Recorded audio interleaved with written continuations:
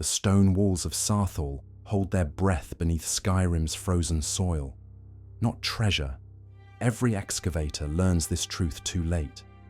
The city's foundation conceals something older than Nordic ambition, older than the first human footfall on Tamriel's northern throat. Beneath packed ice and ash, past the skeletal remains of Atmaran settlement, an object waits in darkness. The Nords who died there on one winter night 4,000 years ago never understood why the snow elves came with fire and blade. They died believing themselves victims of jealous neighbors, refugees murdered in their beds by savages who coveted Nordic steel and prosperity. History remembers it that way still. The Night of Tears, Skyrim's founding atrocity, the genocide that demanded genocide in return. The truth rests deeper than any Nordic saga admits. This investigation follows 6 stations through the massacre's hidden architecture. First, what Ysgramor's excavation crews actually unearthed beneath Saarthal's foundations, not the glittering promise of New World riches, but a metaphysical wound that predated their arrival by ages uncounted. Second, what the Falmer witnessed in those final months before the assault, the atmospheric fractures and reality tremors that turned desperate diplomacy into military calculus. Third, the metaphysics at stake. Why one artifact threatened not merely Skyrim, but the structural integrity of Mundus itself. Fourth, the logic that transformed the Snow Elves from Skyrim's stewards into its most ruthless executioners. Why genocide became the least terrible option on a table of catastrophes. Fifth, the silence that followed, Ysgramor's 13-year preparation, the systematic erasure of witnesses, the construction of a foundational lie that would calcify into Nordic identity. And sixth, what modern Skyrim forgot, or was made to forget, and why that forgetting serves powers that remain very much alive in the Fourth Era. Each station rewrites the moral calculus of Tamriel's most famous massacre. The answers live in Snow Elf silence and human rubble, in the gaps between saga verses, in what the stones remember and the songs refuse to say. The Atmaran expansion into Skyrim was never mere migration. When Ysgramor's ships beached at Hasaric Head in the late Merethic era, his people carried more than axes and ambition. They brought shovels. Atmora was dying, not slowly, not gracefully, but in the grip of something the Nordic sagas call only the freeze. Capital F, no elaboration. The songs of the return frame departure as bold exploration, hardy pioneers seeking fresh horizons. But pioneers don't bring mining equipment. Refugees don't spend 3 years surveying coastlines for specific geological formations. Ysgramor's expedition manifests read less like colonization and more like prospecting ventures. Each settlement positioned not for agricultural advantage or defensive terrain, but for proximity to pre-existing Merethic structures whose foundations broke surface through Skyrim's tundra like broken teeth. Saarthal was never chosen for its harbour or hunting grounds. The city rose where it did because something already occupied that frozen hillside. Something whose presence sang in harmonics that Atmaran mages recognized from their homeland's dying days. Every Nordic settlement in those early decades functioned as an excavation permit, human habitation providing legal and practical cover for what amounted to continental-scale tomb raiding. The Nords weren't fleeing disaster. They were chasing a solution, and Skyrim's Earth held what Atmora's no longer could. Active metaphysical infrastructure, the bones of creation still warm with residual divinity. Saarthal's walls rose around a secret, not beside it, not near it, around it. The city's first generation built their homes and mead halls in concentric rings that, viewed from sufficient height, resembled nothing so much as a fortress designed to face inward. Modern excavations in the Fourth Era would uncover this pattern. Though the College of Winterhold's mages interpreted the architectural curiosity as primitive urban planning, some quirk of Atmaran settlement philosophy, they never thought to ask why a city's innermost district was built first, or why its foundations required runic anchoring of a sophistication that wouldn't appear in Nordic construction again for 1,000 years. The walls weren't keeping raiders out. They were keeping something in, or at least keeping certain eyes away from the work proceeding in Saarthal's heart. The Atmarans didn't found Saarthal. They enclosed it, like a fist closing around a coal still burning from a fire set by gods. The Eye of Magnus didn't arrive with Ysgramor. The sphere of condensed impossible geometry that would, 42 centuries later, nearly tear the College of Winterhold into oblivion's basement. It was already there, already buried, already waiting. What Ysgramor's crews unearthed in those first months was not discovery, but exhumation, the careful exposure of something that had been deliberately interred by hands unknown in an age before elves, before men, before the Mundus had fully decided what rules it intended to follow. The object's properties defy conventional classification. Not Daedric, not Aedric, not Earthbone or Tower Stone, or any other category of divine residue that Tamriel's scholars have catalogued. The Dwemer came closest to useful description in their fragments on ethereal resonance, calling such artifacts refusals, phenomena that the Mundus had declined to incorporate during its solidification. Matter that insisted on remaining possibility rather than fact. The Eye of Magnus is not a power source, though power radiates from it like heat from a star. It is a wound, a place where Magnus the architect tore himself free from his own creation and fled back to Aetherius, leaving behind not merely absence, but wrongness. A dimensional scar that refuses to heal, because healing would require the surgeon's return. The sun overhead marks where Magnus exited through the sky. The eye marks where he pulled free from the earth. Two wounds, one in the sky that bleeds light, one in the ground that bleeds instability. Skyrim, positioned at the roof of Tamriel, inherited the terrestrial injury. And the Falmer, Skyrim's eldest children, had spent millennia ensuring that particular wound remained properly bandaged. Until Ysgramor ripped the dressing away. The effects manifested within weeks of exposure.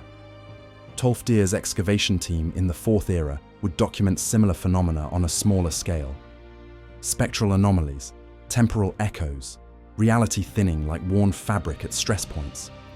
But Ysgramor's operation, lacking any theoretical framework for containment, exposed the eye to atmosphere and intention for the first time in uncounted millennia. Weather patterns failed first. Skyrim's winter came early that year, arrived with geometric precision rather than seasonal drift, snow falling in perfect spirals that accumulated in drifts whose shapes hurt to examine too closely. Stars moved wrong, not drifting in their seasonal patterns, but jerking across the night sky like insects pinned and struggling.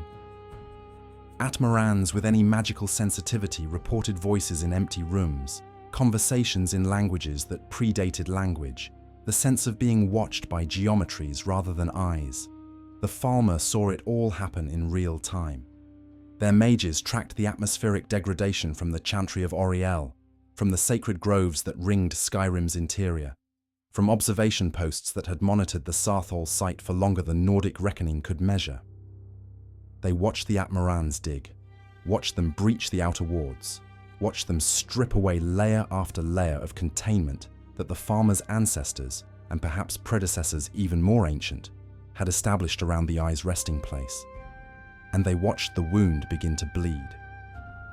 The songs of the return make no mention of excavation.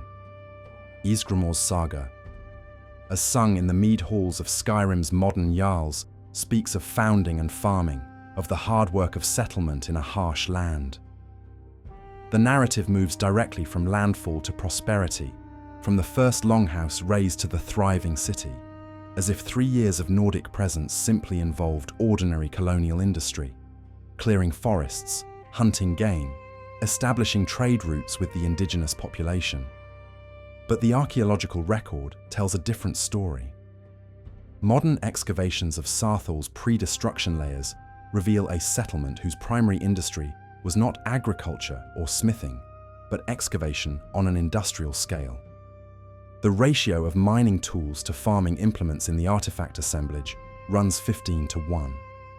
Storage facilities contained not grain, but ore samples, crystal fragments, and carefully catalogued specimens of what the Atmarans called grave goods from the underworld, their terminology for objects that predated their own historical memory. The 3 months between Saarthal's founding and the Night of Tears represent Skyrim's most dangerous blank space. The songs compress this period into a single verse about prosperous days and plentiful harvests, 27 words to cover a season of activity that the saga's compilers clearly wished to elide. Later, Nordic sources occasionally reference this gap. The 5 Songs of King Wulfharth includes a fragmentary line about Ysgramor's silent season, when the founder walked beneath stone and returned grey, but offer no elaboration. The silence is architectural, load-bearing. Remove those 3 months from historical examination, and the Night of Tears becomes comprehensible as simple savagery, unprovoked massacre, the kind of atrocity that justifies unlimited retaliation. Restore them, and questions multiply like cracks in ice. What was Ysgramor doing beneath Saarthal for 90 days? What did he find that turned his hair grey? And why did his heirs consider those 3 months too dangerous to commemorate? The Falmer's intelligence capacity in the Merethic era requires proper calibration before their response can be understood. The modern mind encounters the betrayed, the degenerate remnants shambling through Blackreach's depths, blind and feral, and capable only of ambush and crude metallurgy, and projects that diminishment backward through history. This is historical malpractice. The Snow Elves who inhabited Skyrim before the Return were not primitive, not even by the standards of the First Era's end. They were Oldmer descendants who had chosen isolation and refinement over the Somerset model of crystallized perfection. Their cities rose in ice and stone with an architectural sophistication that made contemporaneous Aeliad construction look barbaric. The Chantry of Ori-El, which would survive into the Fourth Era as a kind of time-locked memory of Snow Elf civilization at its apex, demonstrates engineering that the Dwemer studied and failed to replicate. Buildings that existed in multiple states simultaneously. Structures that were both present and absent, depending on the observer's spiritual preparation. More relevantly, the Falmer understood orbic mechanics with a theoretical depth that would not be matched until the Sigic Order's mature period. They worshipped Ori-El not as distant Skyfather, but as active principle, the time dragon whose sacrificial establishment of linear causality made the mundus possible. Their theology was applied metaphysics. They knew tower theory before the Dwemer formulated it into their mathematical language. They understood earthbones, the concept of sacrificed et ada, whose corpses became natural law. They tracked Kalpic cycles, maintained astronomical records that spanned back to the Dawn Era's collapse into history, and operated what amounted to a continental monitoring network for reality stability. They knew what the Eye of Magnus meant. Not in the limited sense that the College of Winterhold's archmages would eventually piece together. Powerful artifact, dangerous if misused, but in the complete sense, the way a physician knows a hemorrhage.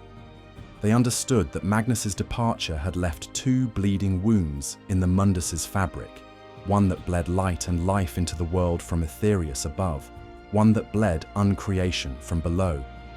They knew that the Eye's presence in Skyrim represented a contained crisis, an open door to Aetherius that had been carefully, deliberately left ajar just enough to allow essential energy flow while preventing catastrophic decompression. And they knew, with the certainty of millennia-long observation, that the Eye required specific conditions to remain stable: burial, isolation, and above all, minimal conscious interaction. The Atmarans were doing everything wrong. Skyrim's metaphysical infrastructure under Falmer stewardship functioned as a kind of continental life support system. The Snow Elves were not merely inhabiting the province, they were maintaining it, the way a gardener maintains a garden, or a physician monitors a patient in precarious recovery. This role was not assumed through ambition, but through inheritance and necessity. Skyrim, positioned at Tamriel's northern crown, sits atop geological and metaphysical formations of unusual density. The throat of the world rises there, Snowthroat, one of the fundamental towers whose existence stabilizes the mundus against the void's encroachment. But towers require more than mere presence. They require activation, maintenance, and in some cases, active defense against destabilizing elements. The Eye of Magnus was one such element. Not evil, not malicious, but fundamentally incompatible with stable reality in the same way that a whole is incompatible with a container's function. The Falmer's ancestors had discovered it in the Merethic era's earliest days, or perhaps had inherited knowledge of its location from even earlier inhabitants. The records blur this far back, and the Falmer themselves were not forthcoming about their own origins. What matters is that by the time Elven civilization crystallized in Skyrim, the Eye's containment had become a sacred charge, passed down through generations of priest engineers who monitored the site with the vigilance of those who understand that their entire world depends on a door remaining closed. Saarthal sat on a fault line they had monitored for millennia, not a geological fault, though the ground there was unstable in conventional ways as well, but a metaphysical fracture, a place where the mundus's structure had been compromised during its violent birth and never fully healed. The Eye's presence at that precise location was not accidental. It was, in some sense, the reason the fault existed at all, the injury that had created the scar tissue. And the Falmer had built their monitoring apparatus around it, wards and watchers and carefully maintained protocols that ensured the Eye remained buried, dark, and most importantly, ignored by conscious minds whose attention might activate latent properties better left dormant. Then, the Atmarans arrived and built a city directly on top of it. The initial contact between Nords and Falmer follows a pattern that most histories elide into simplicity. The standard narrative presents it as straightforward first encounter. Ysgramor's people make landfall, meet the indigenous population, share knowledge and trade for a brief honeymoon period before tensions emerge. The pocket guide to the Empire's first edition, written with the imperial bias toward human manifest destiny, frames it as Falmer jealousy over Nordic metalworking. The Songs of the Return, equally biased, present it as unprovoked aggression against generous settlers. Both versions omit the crucial detail that emerges from careful cross-reference of archaeological and geographical evidence. The Falmer allowed Nordic settlement in Skyrim. They permitted human habitation across significant portions of the province, offered food during the first winter, shared knowledge of weather patterns and seasonal migration routes. What they did not permit was settlement at Saarthal. The site was forbidden, marked with boundary stones whose inscriptions the Atmarans either could not read or chose to ignore. Falmer emissaries met Ysgramor's scouts at the coast and offered alternative locations, better harbours, richer soil, more defensible positions. Every suggestion placed the proposed Nordic settlement at significant distance from the Saarthal site. Ysgramor chose the one place they forbade. His reasons remain unclear, though later evidence suggests that Atmaran mages could sense what lay beneath the frozen hill, some residual energy signature that called to practitioners of the magical arts, the way a lodestone calls to iron. Whether Ysgramor understood what he was sensing or simply recognized power when he felt it, the choice was made. Saarthal would rise precisely where the Falmer insisted it must not. The excavation escalated over weeks into months. Nordic mining techniques, crude by Dwemer standards but effective enough for their purposes, breached the outer containment chambers that the Falmer had established around the Eye's resting place. The Snow Elves sent emissaries, then delegations, then ultimatums. Contemporary sources, what few exist, and those only in fragment, suggest that the diplomatic language grew increasingly desperate. The Falmer offered relocation assistance, offered to construct an entirely new city for the Atmarans at Nordic specifications, offered gold and knowledge, and anything that might induce the humans to move their excavation elsewhere. Ysgramor refused every offer. More damningly, he began excluding Falmer observers from the dig site entirely. The first walls Saarthal's builders raised were not the outer fortifications that would protect against raiders, but interior barriers that blocked sightlines to the excavation's heart.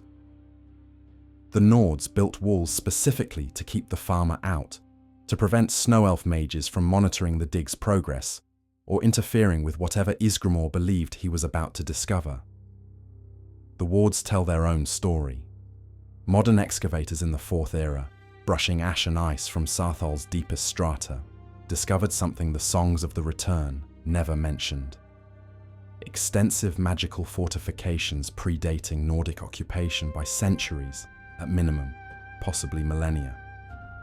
The spellwork layered into the bedrock beneath what would become Saarthal's central plaza shows sophistication that the College of Winterhold's experts initially attributed to Dwemer engineering, until linguistic analysis of the runic script revealed it as Falmer work.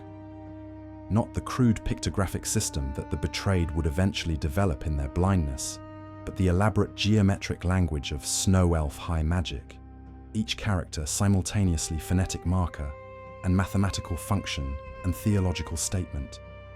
The wards were containment architecture, designed not to keep intruders out, but to keep something sealed within. Multiple layers, each operating on different principles. Physical barriers that redirected kinetic force, magical barriers that absorbed and dispersed enchantment energy, and most intriguingly, cognitive barriers designed to discourage investigation, to make observers forget why they'd approached the site or convince them that nothing of interest lay in that particular direction. The Falmer hadn't simply buried the Eye of Magnus. They had wrapped it in a shell of defensive spellwork that represented generations of accumulated magical theory, a containment system that would have made Dwemer artificers weep with professional envy. Ysgramor's miners broke through it all in 3 months. The breach was not catastrophic immediately, which likely contributed to the Atmoran's fatal confidence. Magical containment systems, unlike physical structures, fail gradually. The wards the Falmer had established operated on principles of layered redundancy, each tier designed to compensate for the tier above it, should that layer be compromised. Breaking through the outer defenses simply transferred the containment load to the next layer down, then the next, then the next. To the Nordic excavators, who lacked any theoretical framework for recognizing magical failure cascades, the dig appeared successful.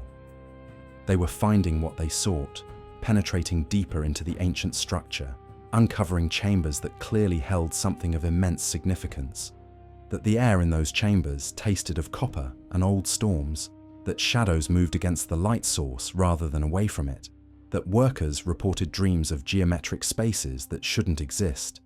These phenomena were concerning, but not obviously catastrophic. The Falmer knew better. Their monitoring posts tracked each ward's collapse in real time, watched the containment shell thin like ice at spring's arrival, measured the increasing metaphysical instability radiating from the site. The Eye was waking. Not to consciousness, it was not alive in any conventional sense, but waking in the sense that potential was becoming kinetic, that dormancy was transitioning toward activation. And activation meant disaster on a scale that would make the Alessian Order's purges look like border skirmishes. The estimates vary, but cross-referencing Falmer astronomical records preserved in the Chantry of Auriel with Nordic calendrical systems suggests that Ysgramor's excavation reached the Eye's physical location sometime during winter's deepest span, likely near the solstice. The date matters because of what happened in the sky. Every source that survives from that period, Nordic, Falmer, even fragmentary Dwemer observations from Blackreach's nascent colonies, records the same atmospheric event. Skyrim's aurora, the serpentine lights that dance across the northern sky as visible manifestation of magicka bleeding through from Etherius, went dark. Not dimmed, not obscured by weather. Dark. For 3 days, the sky above Skyrim showed stars and nothing else, as if someone had drawn a curtain across the province, cutting it off from the celestial energy that sustains all life on Nirn. Every mage in Tamriel felt it. the Sigic Order on Artaeum, the Direni sorcerer lords in High Rock, the Aeliad kings in their white gold tower, even human hedge wizards working weather charms in Atmaran settlements, all reported the same sensation. Variously described as the world flinching, reality holding its breath, or the moment before a string breaks under too much tension. For those 3 days, the Mundus came closest to unraveling that it had since the Dawn Era's collapse into linear time. And at the center of that near catastrophe, Ysgramor stood in a chamber beneath Saarthal, staring at a sphere of impossible geometry that hurt to perceive directly, and had no idea what he'd done. The Falmer leadership convened in the Forgotten Vale, in the chantry of Oriel, where their highest priests maintained eternal vigil. The structure, built into the Vale's ice and stone in such a way that it existed partially in the physical world and partially in some adjacent space of pure concept, served as the Snow Elves' center for critical decision-making regarding metaphysical threats. The gathering included representatives from every major Falmer settlement, mages specializing in orbic mechanics, military commanders, and the priest caste who maintained the rituals that kept Skyrim's reality stable. Knight Paladin Gelabor, who would survive into the Fourth Era to bear witness to his people's extinction, was present as a junior observer. His testimony, carefully extracted through conversation with the last Dragonborn centuries later, provides the only direct account of the decision process. 2 factions emerged in the debate. The first advocated for continued negotiation, for one final attempt to make the Atmarans understand what they'd unleashed. This group believed that Ysgramor, confronted with full knowledge of the Eye's nature and the apocalyptic consequences of its activation, would agree to recontainment and relocation. They pointed to Nordic intelligence, to the sophistication of Atmaran magical traditions, to the fundamental reasonableness that must surely exist in any culture capable of oceanic navigation and organized settlement. Surely, they argued, once the humans understood what was at stake, not merely Skyrim, but all of Nirn, all of the Mundus, the entire architecture of existence, they would cooperate. The second faction countered with harder evidence. The Atmorans had been warned. Multiple delegations had made clear that the Saarthal site was forbidden, that excavation there would have dire consequences.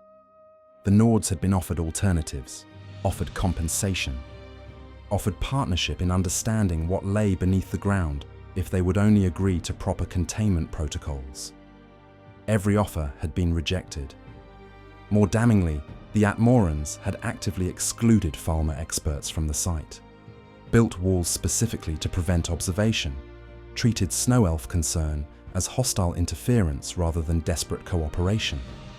This faction argued that the time for diplomacy had ended when the Aurora went dark, that hope for human reasonableness had died during those 3 days when reality nearly came unraveled. The vote was unanimous, not because the negotiation faction changed their position, but because both factions reached the same conclusion from different premises. Even if the Atmarans could be made to understand, even if Ysgramor agreed to recontainment and relocation, the Eye had been exposed too long. The damage to the containment infrastructure was too severe for simple repair. Proper re-establishment of the wards would require decades of careful magical engineering, decades during which the Eye would remain in a semi-activated state, bleeding instability into Skyrim's foundations. And during those decades, the human presence would constitute an ongoing risk, not through malice, but through simple proximity, through the way conscious minds interact with artifacts of this nature. Human dreams would brush against the Eye's surface. Human ambitions would resonate with its potential. Human children would be born within range of its influence and grow into adults whose baseline reality included metaphysical instability as normal condition. The Falmer could evacuate,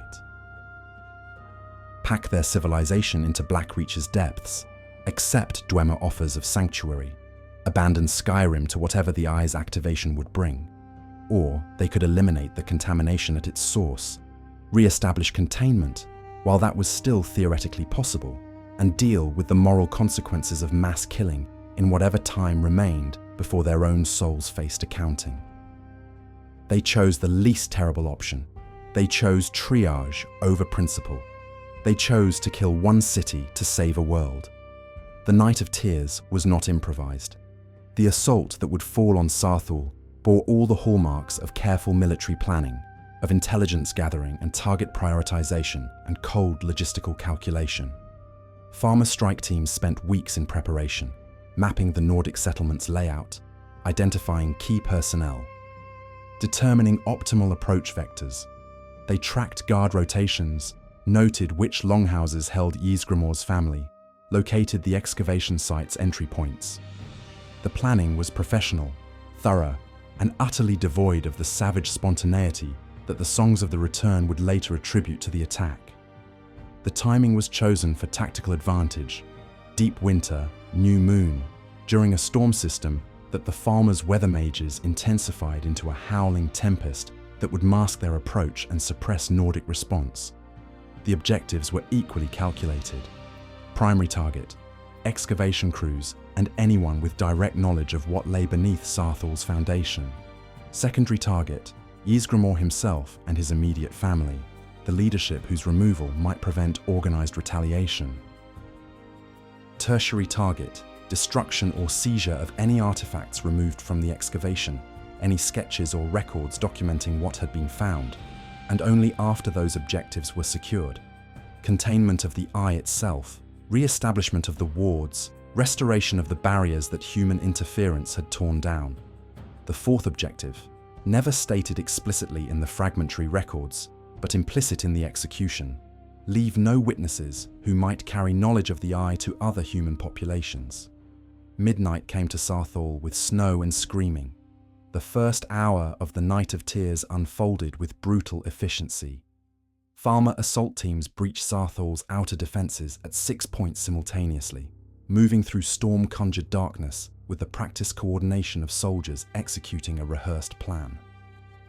The Snow Elves possessed advantages beyond mere preparation.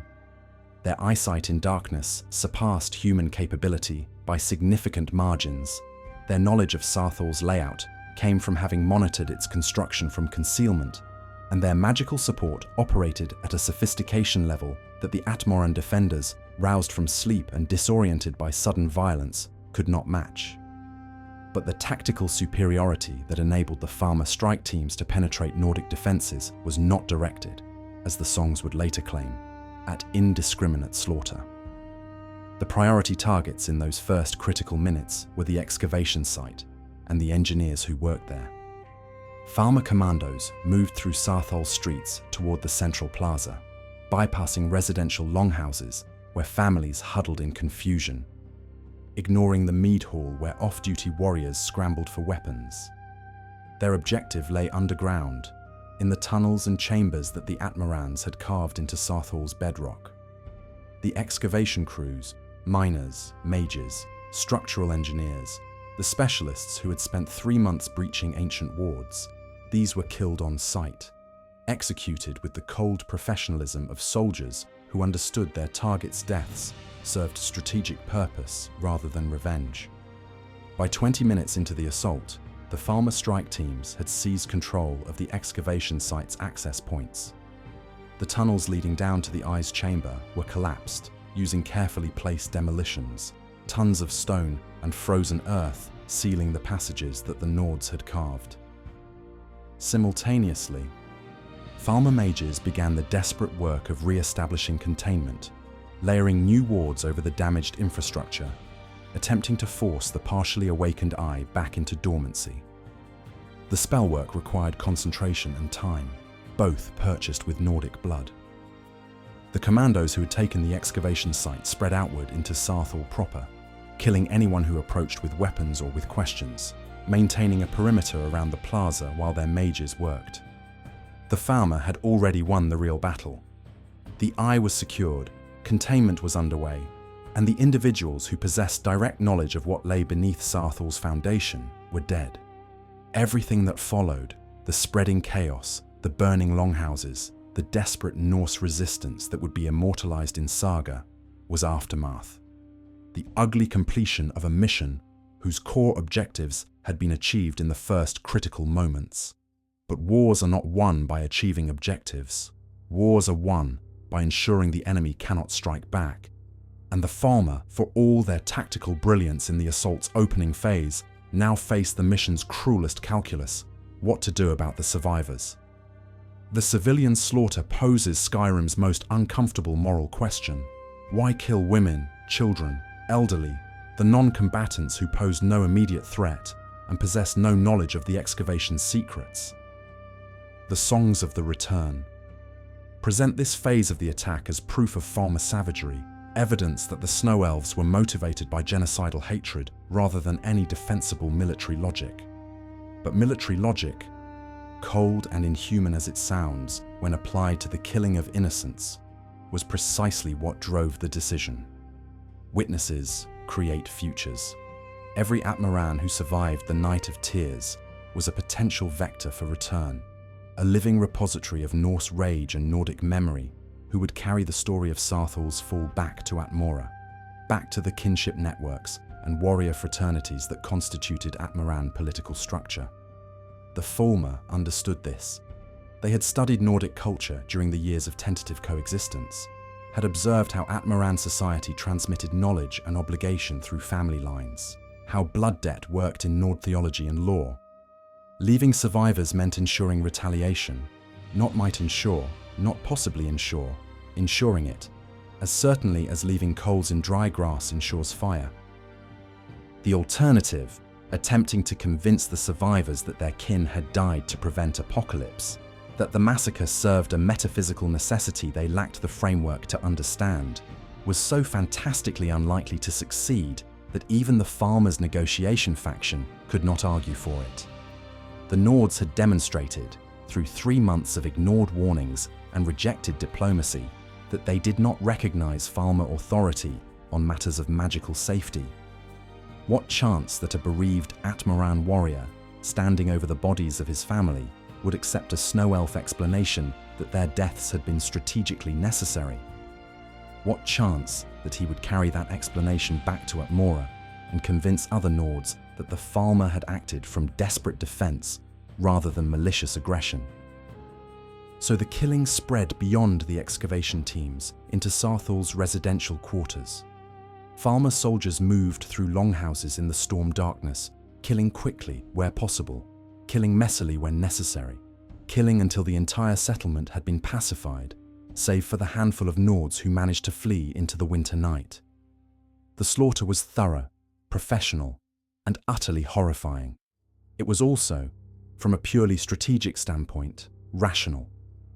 Horror as quarantine protocol, genocide as containment measure. 3 survivors escaped into the darkness beyond Saarthal's burning walls. Ysgramor and his 2 sons, Ingol and Ilgar, fought their way clear of the initial assault and fled north toward the coast. The Falmer made efforts to pursue, but the storm that had covered their approach now worked against them, making tracking impossible in the howling darkness. By dawn, when the blizzard cleared and the full scope of Saarthal's destruction became visible, the 3 Nords had vanished into Skyrim's wilderness. What Ysgramor saw during his escape would haunt him for the rest of his long life. His flight took him past the excavation site, now firmly under Falmer control, and what he witnessed there contradicted everything that the attack's savagery had suggested about Snow Elf motivations. The Falmer were not looting the site.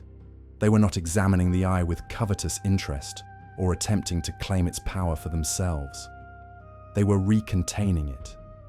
Ysgramor, concealed in shadows and motivated by the unique clarity that terror brings, watched Snow Elf mages working in coordinated teams to reconstruct the very wards that his excavation had destroyed, saw them laboring not to exploit what the Nords had uncovered, but to seal it away again.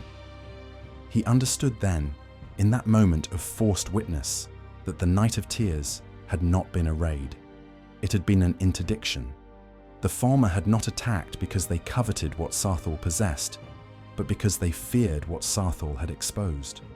They were not conquerors. They were, in their own terrible logic, defenders. Ysgramor never told anyone what he had seen, not in the immediate aftermath, when he and his sons reached the coast and found passage back to Atmora.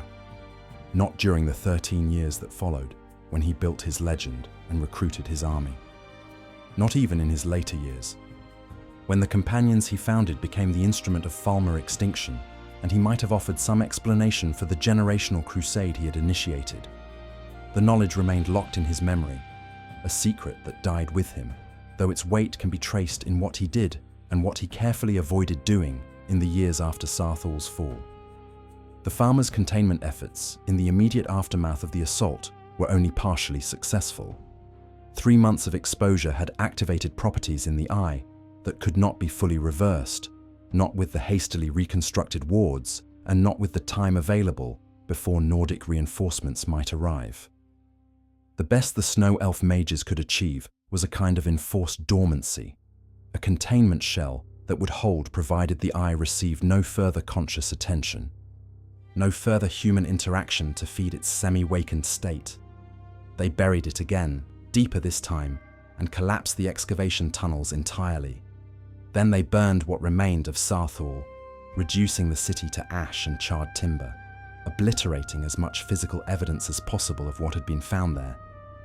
But the eye remained active in ways the farmer could neither measure nor prevent. It would remain so for the next 4,000 years, slowly bleeding instability into Skyrim's northern foundations, waiting patient as stone for the next set of excavators to disturb its rest. The College of Winterhold's discovery in the Fourth Era would prove that the farmer's desperate containment, purchased with so much blood, had been temporary at best. The eye never truly slept again after Ysgramor woke it. It only waited. Skyrim's metaphysical geography, properly understood, reveals why the eye's presence at Saarthal carried consequences beyond the immediate site.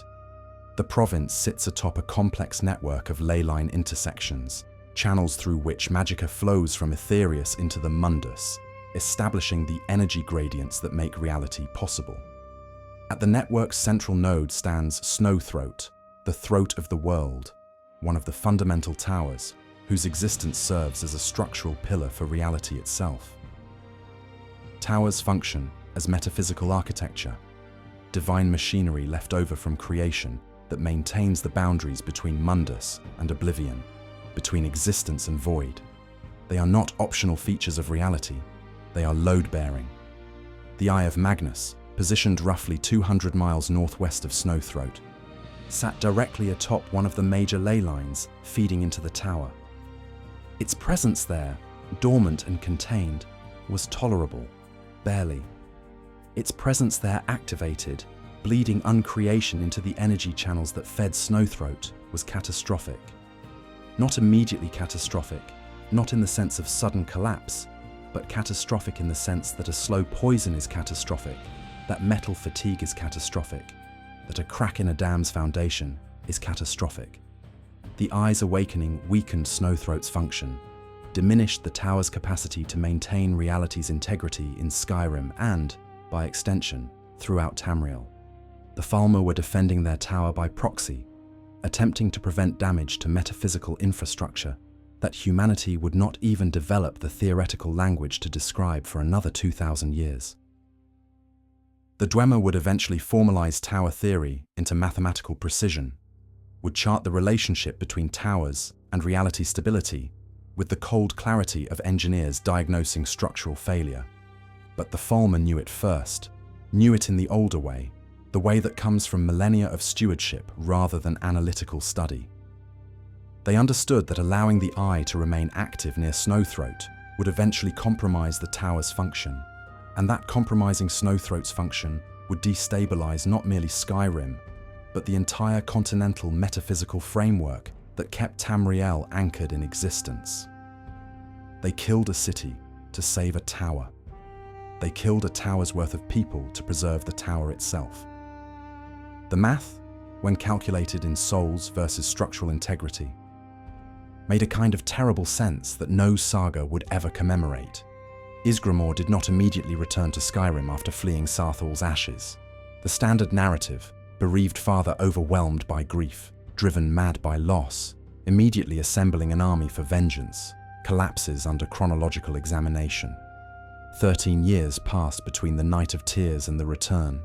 13 years during which Ysgramor remained in Atmora, while Skyrim's Nordic settlements, smaller than Saarthal but still present, continued unmolested by Falmer aggression. The Snow Elves did not pursue a campaign of extermination against other Atmoran communities. They did not spread terror across Skyrim's coasts. They attacked one city, achieved their objective, and withdrew into watchful waiting. 13 years. Long enough for grief to calcify into something colder and more purposeful than rage. Long enough to recruit not a raiding party, but an army. 500 of Atmora's finest warriors, each one equipped and trained to professional standard. The 500 companions were not a mob howling for revenge. They were a military instrument, organized and disciplined, with clear command structure and logistical support that enabled sustained campaigning across difficult terrain. Ysgramor was not preparing for a single punitive raid. He was preparing for systematic extermination. The question that haunts the 13-year gap is simple and unanswerable. Why? If grief alone motivated the return, why the delay? If simple vengeance drove him, why the elaborate preparation? Raiders seeking blood debt could have sailed within a year, could have struck Falmer settlements in the fury of fresh loss, but Ysgramor waited, recruited, trained, organized, and planned. He behaved not like a bereaved father, but like a general preparing a campaign, like someone who understood the scale of what he intended and needed time to assemble resources equal to that scale. He behaved, in other words, like someone who knew exactly what he was doing and why, and who understood that what he was doing required justification of a sort that simple grief could not provide. The Songs of the Return, compiled by Ysgramor's descendants centuries after his death, frame the 13 years as necessary preparation time, the practical requirements of assembling an expeditionary force. But they never address the obvious question: preparation for what? If the objective was reclaiming Saarthal or punishing the Falmer settlement nearest to the massacre site, 500 warriors represented catastrophic overkill. Ysgramor recruited an army sized for total war, for sustained military operations across an entire province, for the systematic reduction of a civilization. He understood the scale of what he'd started. He had watched the Falmer recontain the Eye, had seen them laboring to repair what his excavation had damaged. He knew they had attacked not from greed or hatred, but from desperate necessity. And he raised an army anyway, large enough to drown that knowledge in Nordic blood, to ensure that no Falmer would survive to explain what Saarthal's excavation had threatened, what the Atmorans had nearly unleashed through ignorant ambition. The return, when it finally came in the year recorded as 1E 143 by later imperial chronology, struck Skyrim like an avalanche. Ysgramor's 500 landed at Hsarik Head, the same beach where the original Atmoran expedition had made landfall decades earlier, and began a campaign of extermination that would last years and cover the entirety of Skyrim's accessible territory. The military operations proceeded with methodical thoroughness, strike teams moving through Skyrim's valleys and coastlines, identifying Falmer settlements and destroying them root and branch. No quarter given, no prisoners taken, no distinction made between combatants and civilians, between the warriors who had participated in Saarthal's destruction and the families who had known nothing of the assault. But the pattern of destruction reveals strategic priorities beyond simple revenge. Ysgramor's forces prioritized certain targets over others, and the target selection tells a story that the Songs of the Return carefully avoid examining. Former settlements with significant magical infrastructure, observatories, wardstone networks, repository archives, received particular attention. Sites where Snow Elf scholars maintained records were burned with unusual thoroughness, the buildings reduced to ash and the ashes scattered, as if ensuring that specific knowledge would not survive. Elderly Falmer, the keepers of oral traditions and institutional memory, were killed with the same systematic attention as warriors. Ysgramor's true target was not merely the Falmer people. It was Falmer knowledge, specifically. Knowledge about what lay beneath Saarthal, about why the excavation had been so dangerous, about what the Eye of Magnus actually represented. He was killing the witnesses, not merely witnesses to the Night of Tears, but witnesses to the events that had preceded it. Everyone who understood what the Atmarans had nearly done and why the Falmer had responded with such desperate violence. The Companions, Ysgramor's elite warriors who would eventually become Skyrim's most prestigious martial organization, participated in this work with professional efficiency. These were not berserkers or madmen. They were disciplined soldiers executing a campaign plan, following orders, achieving objectives. The songs celebrate their valor and their loyalty, but remain conspicuously silent about the specific nature of their victories, about what it meant to systematically eliminate an entire civilization while ensuring that particular kinds of knowledge died with them. The Falmer population, which had numbered in the hundreds of thousands before the return, was reduced by 90% within the first decade of Ysgramor's campaign. Those who survived did so by fleeing into Skyrim's most inhospitable regions, the deep mountains, the subterranean complexes that would eventually become known as Blackreach, anywhere the Nordic hunters could not easily follow. And it was in these refuges, desperate and depleted, that the surviving Falmer encountered the Dwemer. The Dwemer had been monitoring the situation with their characteristic detachment. The Deep Elves, sequestered in their underground cities and preoccupied with their own metaphysical experiments, had observed both the Night of Tears and the return with the clinical interest of scientists watching subjects in an experiment. They had noted the eye's exposure, had measured the resulting reality fluctuations, had cross-referenced the data against their own theoretical models of orbic mechanics, and they had reached conclusions that aligned, in most essentials, with the Falmer's desperate assessment. The eye represented a significant metaphysical hazard. The Atmarans had been dangerously ignorant in their excavation, and the Snow Elves' interdiction had been, from a purely technical standpoint, correct. The Dwemer also understood something that the Falmer, in their desperation, had failed to calculate, that being correct would not save them. Truth does not defeat armies. Metaphysical necessity does not deflect swords. The Falmer had made the right choice in a contest where right choices led to extinction anyway.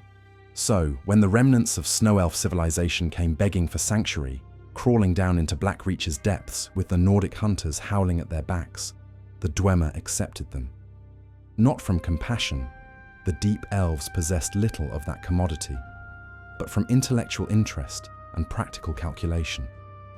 The Falmer possessed knowledge, historical memory of Skyrim's surface that stretched back millennia.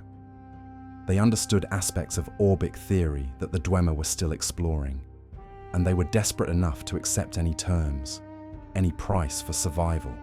The terms were servitude, the price was transformation. The Dwemer offered sanctuary in exchange for labor, protection in exchange for submission, survival in exchange for everything that made the Falmer who they were, and to ensure compliance, to prevent their new servants from entertaining ideas about rebellion or escape, the Dwemer implemented a program of biological degradation whose full scope would not become apparent for generations. The blinding came first, or so the standard histories claim. The Dwemer fed their Falmer refugees a fungus that grew in Blackreach's depths, a species that the Deep Elves had cultivated and modified for specific properties. Within a generation, the Falmer's sight began to fail. Within 2 generations, blindness was universal among the underground population. The conventional narrative presents this as deliberate cruelty, a method of ensuring that the Falmer could never navigate back to the surface without Dwemer guidance.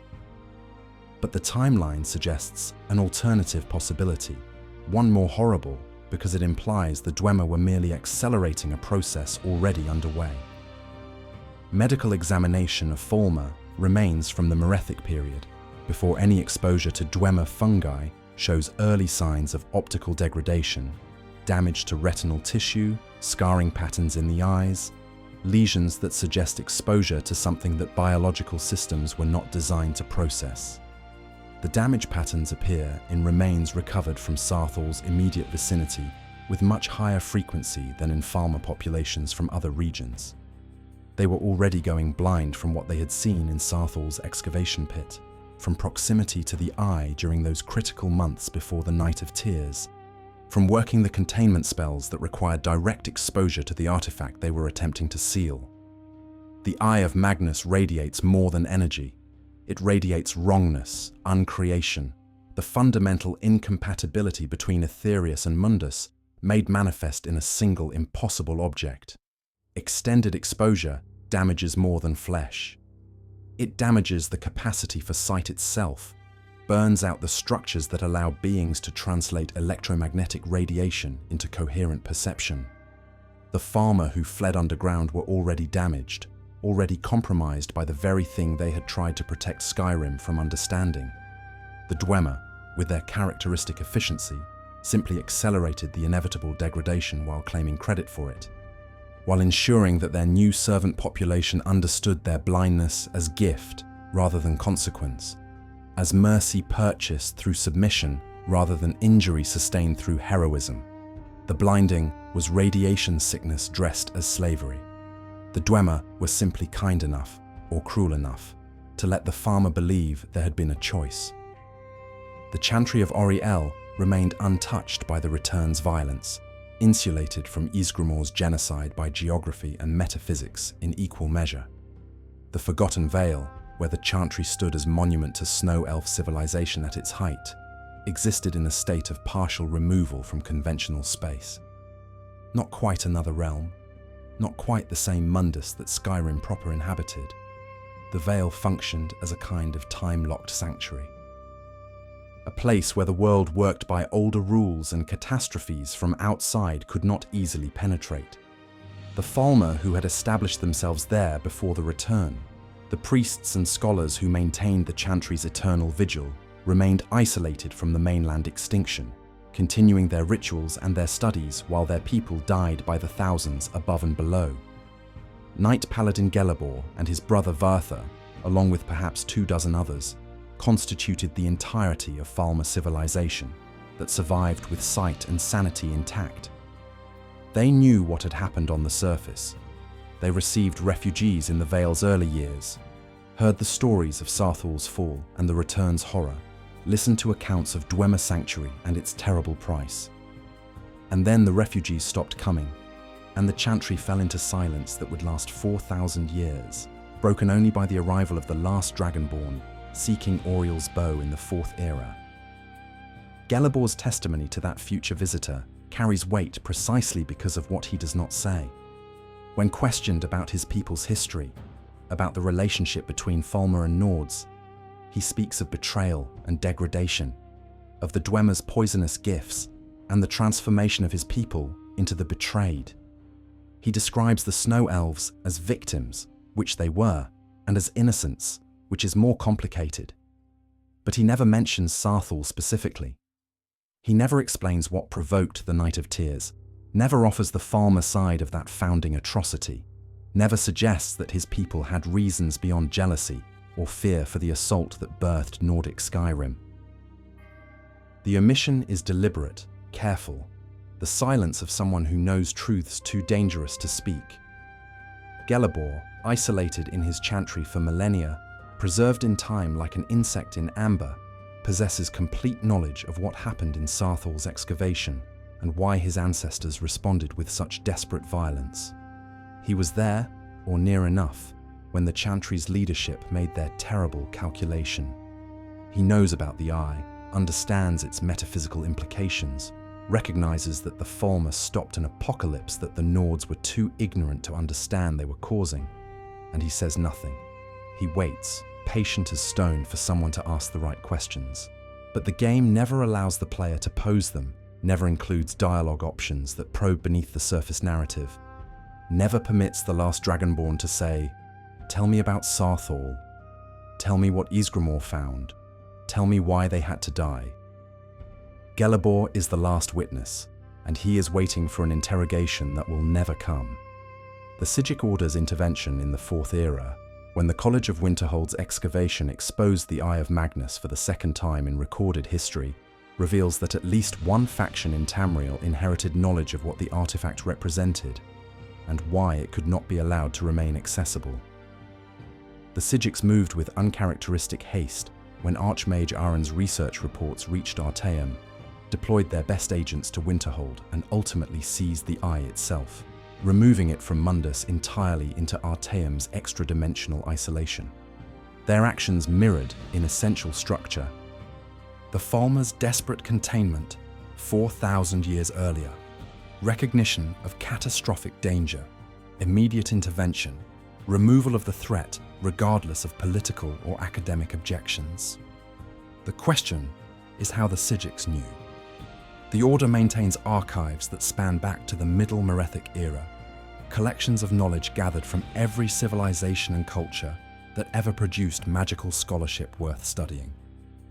But knowledge about the Eye specifically, about its location and properties and the necessity of its containment, would have been systematically erased by Ysgramor's campaign.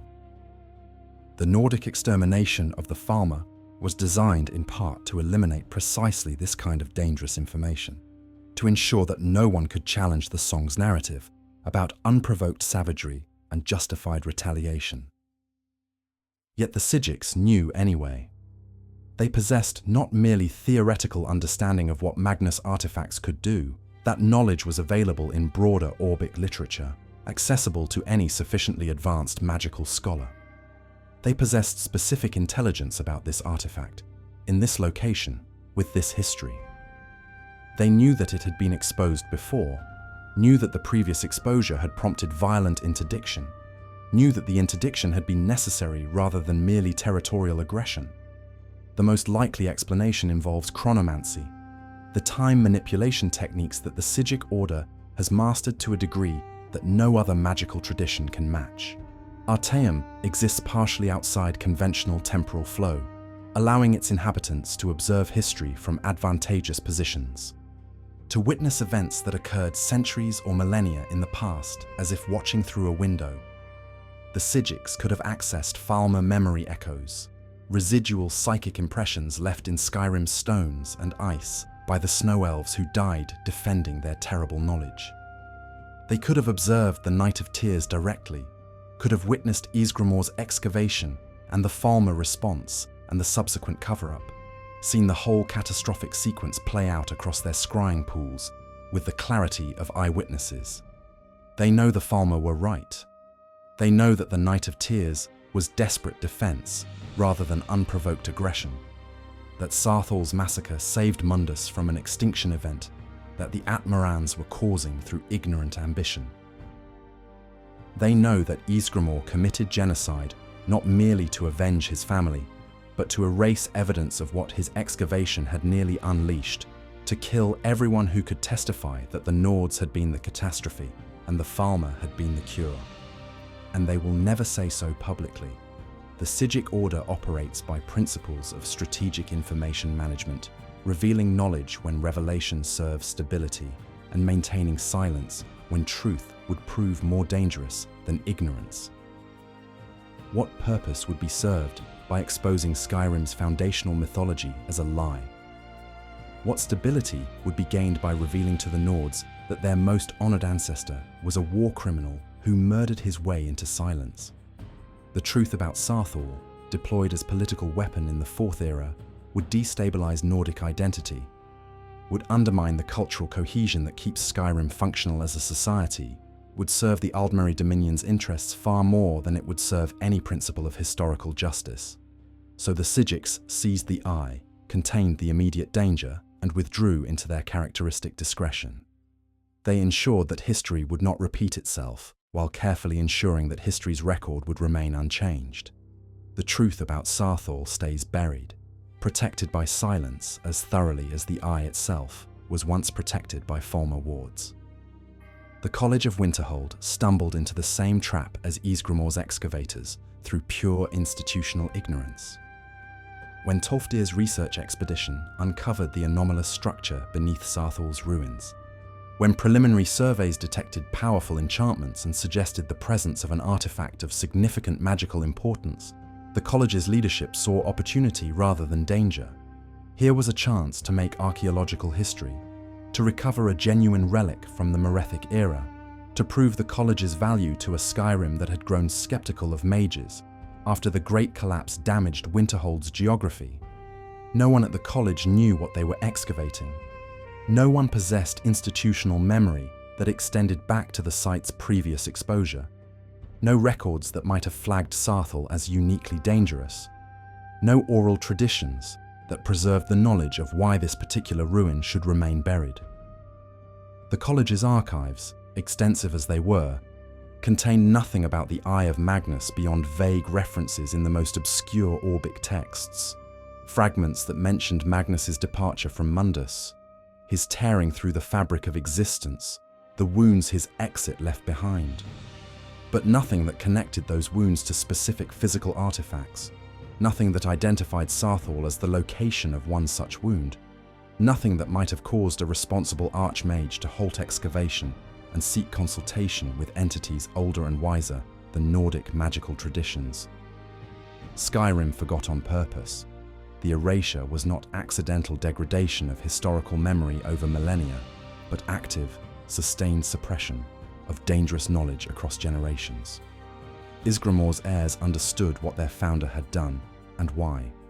Understood that Skyrim's prosperity, Nordic expansion across the province, the entire edifice of human dominance in the north, depended on no one examining too closely what had actually happened at Saarthal. The companions, who inherited Ysgramor's legacy most directly, maintained an oral tradition that carefully avoided certain subjects, that celebrated their founder's strength and leadership, while remaining conspicuously vague about the specifics of what the 500 had actually accomplished, beyond reclaiming Skyrim from the Snow Elves. The Jarls knew, the High Kings knew, the Companions' inner circle knew. The Greybeards, ancient and aware in their mountain monastery, certainly knew. But knowledge stayed compartmentalized, distributed across institutions and bloodlines in such a way that no single entity possessed the complete picture. No one could assemble the full historical sequence and recognize it as war crime rather than righteous vengeance. 4,000 years of silence nearly killed the world twice. Once when the college's ignorance led them to excavate without understanding what they were exposing, and again when Ankano, the Falmer agent embedded in the college's staff, recognized the Eye for what it was and attempted to exploit it for the Aldmeri Dominion's apocalyptic agenda.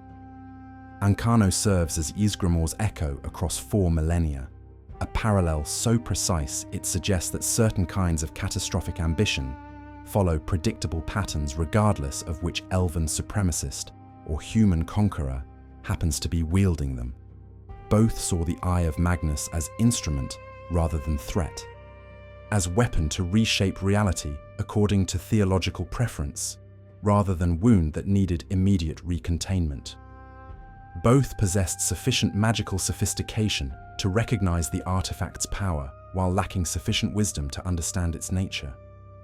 Both believed themselves capable of controlling forces that predated mortal comprehension by epochs, and both triggered crises that required immediate intervention by entities with longer memories and clearer understanding of what was actually at stake. The Thalmor's theological program, as articulated in fragmentary texts like the Talos Mistake and in the political rhetoric that drove the Great War, centers on a single apocalyptic ambition: the unmaking of Mundus itself, the dissolution of mortal existence back into the primordial unity from which the Aedra supposedly fell when they participated in creation. Thalmor doctrine holds that mortality is a curse, that incarnation in the Mundus represents a fallen state from which escape requires not merely death, but the systematic dismantling of the metaphysical architecture that makes mortality possible.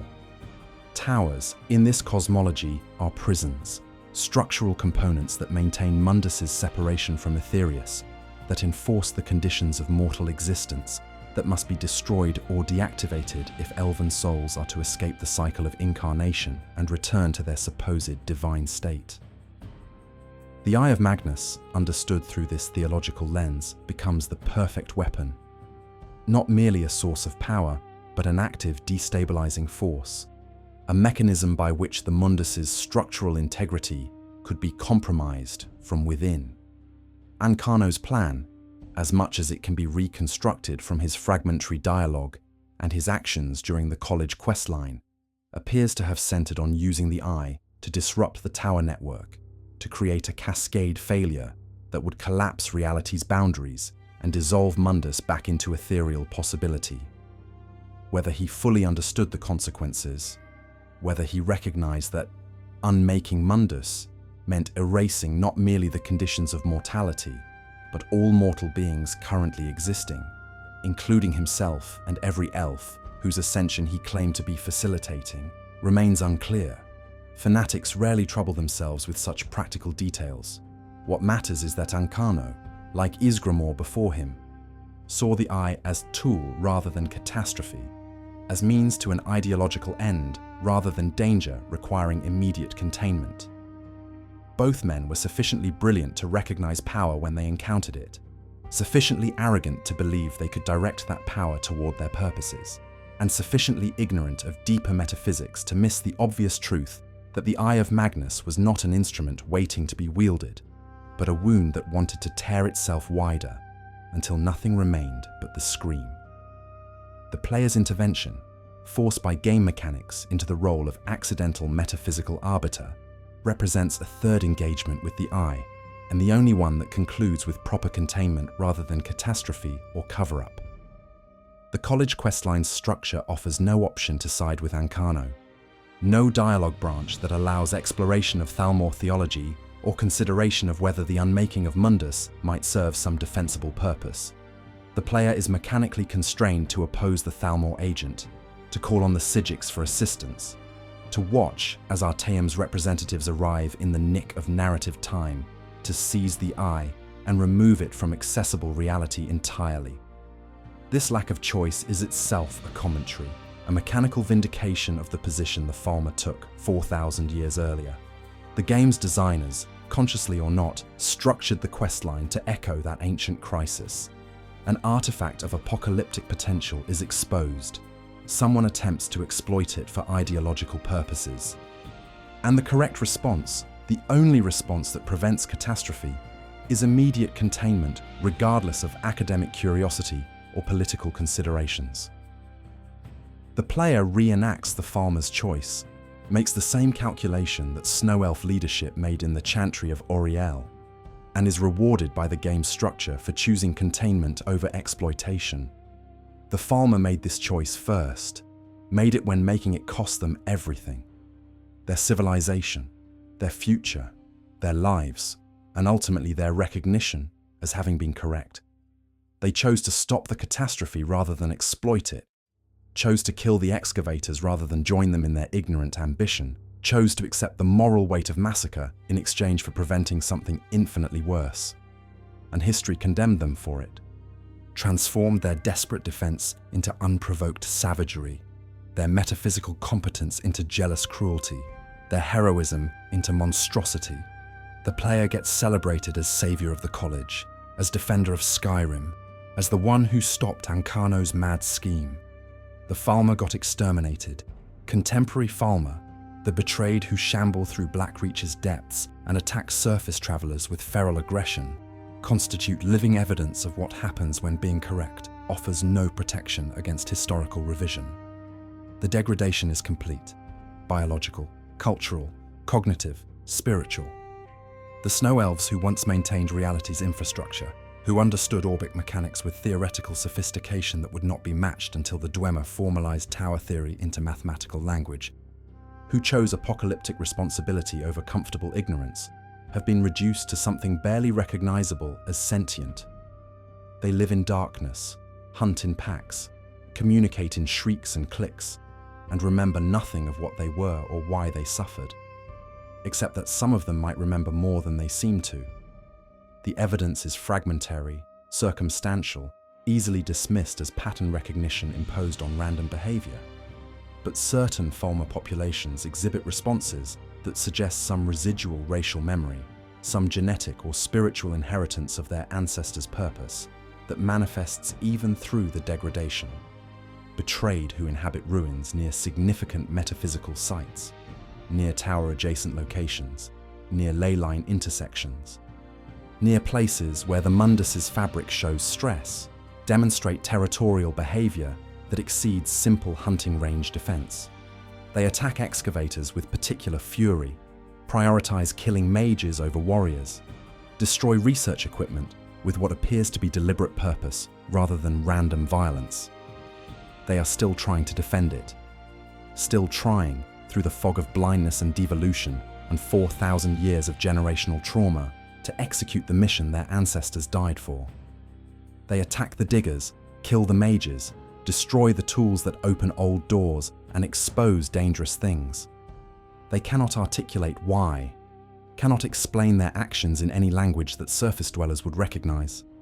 But the behavior persists, encoded somewhere in whatever remnant of snow elf consciousness survives the betrayal's complete biological catastrophe. The Falmer became monsters because they tried to save the world. And even as monsters, they are still trying. Archcurate Verther, Gelebor's brother who survived into the Fourth Era, only to fall to vampirism and madness, represents the other possibility: retention of intelligence and memory, combined with complete corruption of purpose. When the last Dragonborn encounters him during the Dawnguard questline, Verther has spent centuries nurturing his hatred, his rage at the gods who allowed his people to suffer, his desire for revenge against Auriel himself for permitting the Falmer's destruction.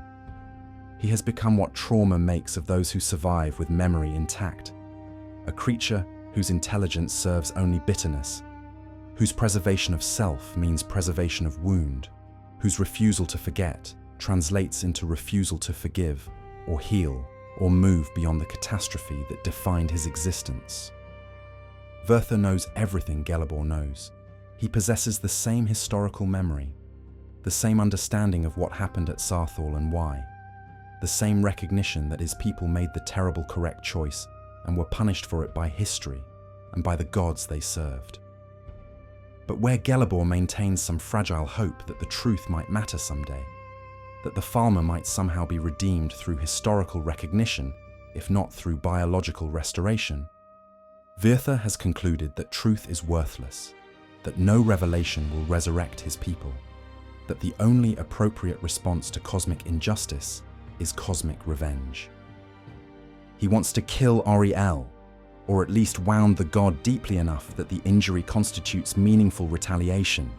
He wants to use Auriel's bow, the sacred weapon of his people's primary deity, to extinguish the sun and plunge Tamriel into eternal darkness, to make the surface world as blind as the betrayed have become, to inflict on everyone else the suffering that his people endured.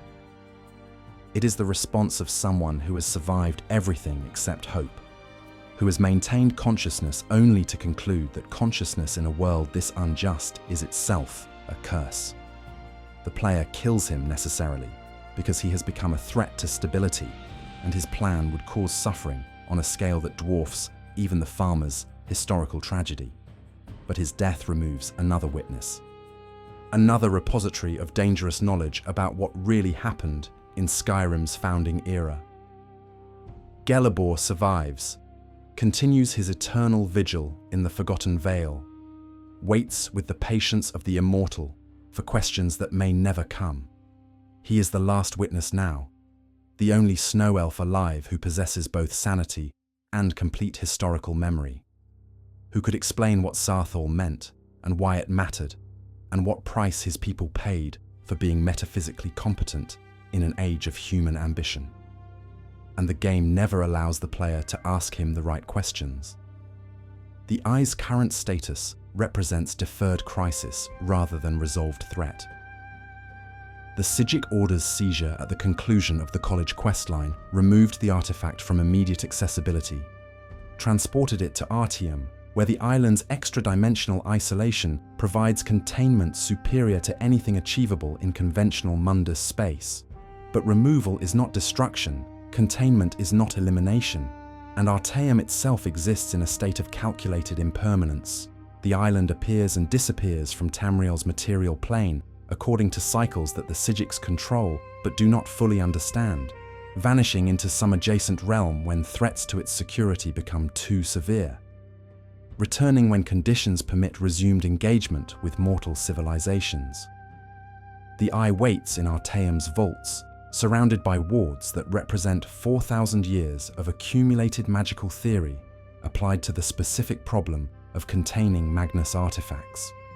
It remains dormant, kept in enforced sleep by techniques that the Psijics developed after studying every historical instance of reality wound exposure they could document. But dormancy is not death, and the Eye possesses no consciousness that could be killed, even if the Psijics wanted to attempt destruction rather than containment. It is a hole, a tear, a wound that exists because Magnus tore himself free from his own creation.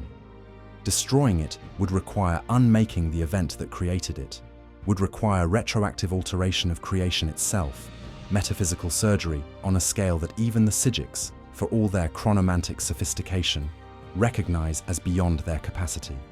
So they hold it, they monitor it, they wait, and they know, with the certainty that comes from understanding metaphysical patterns across Kalpic timescales, that someone will try again.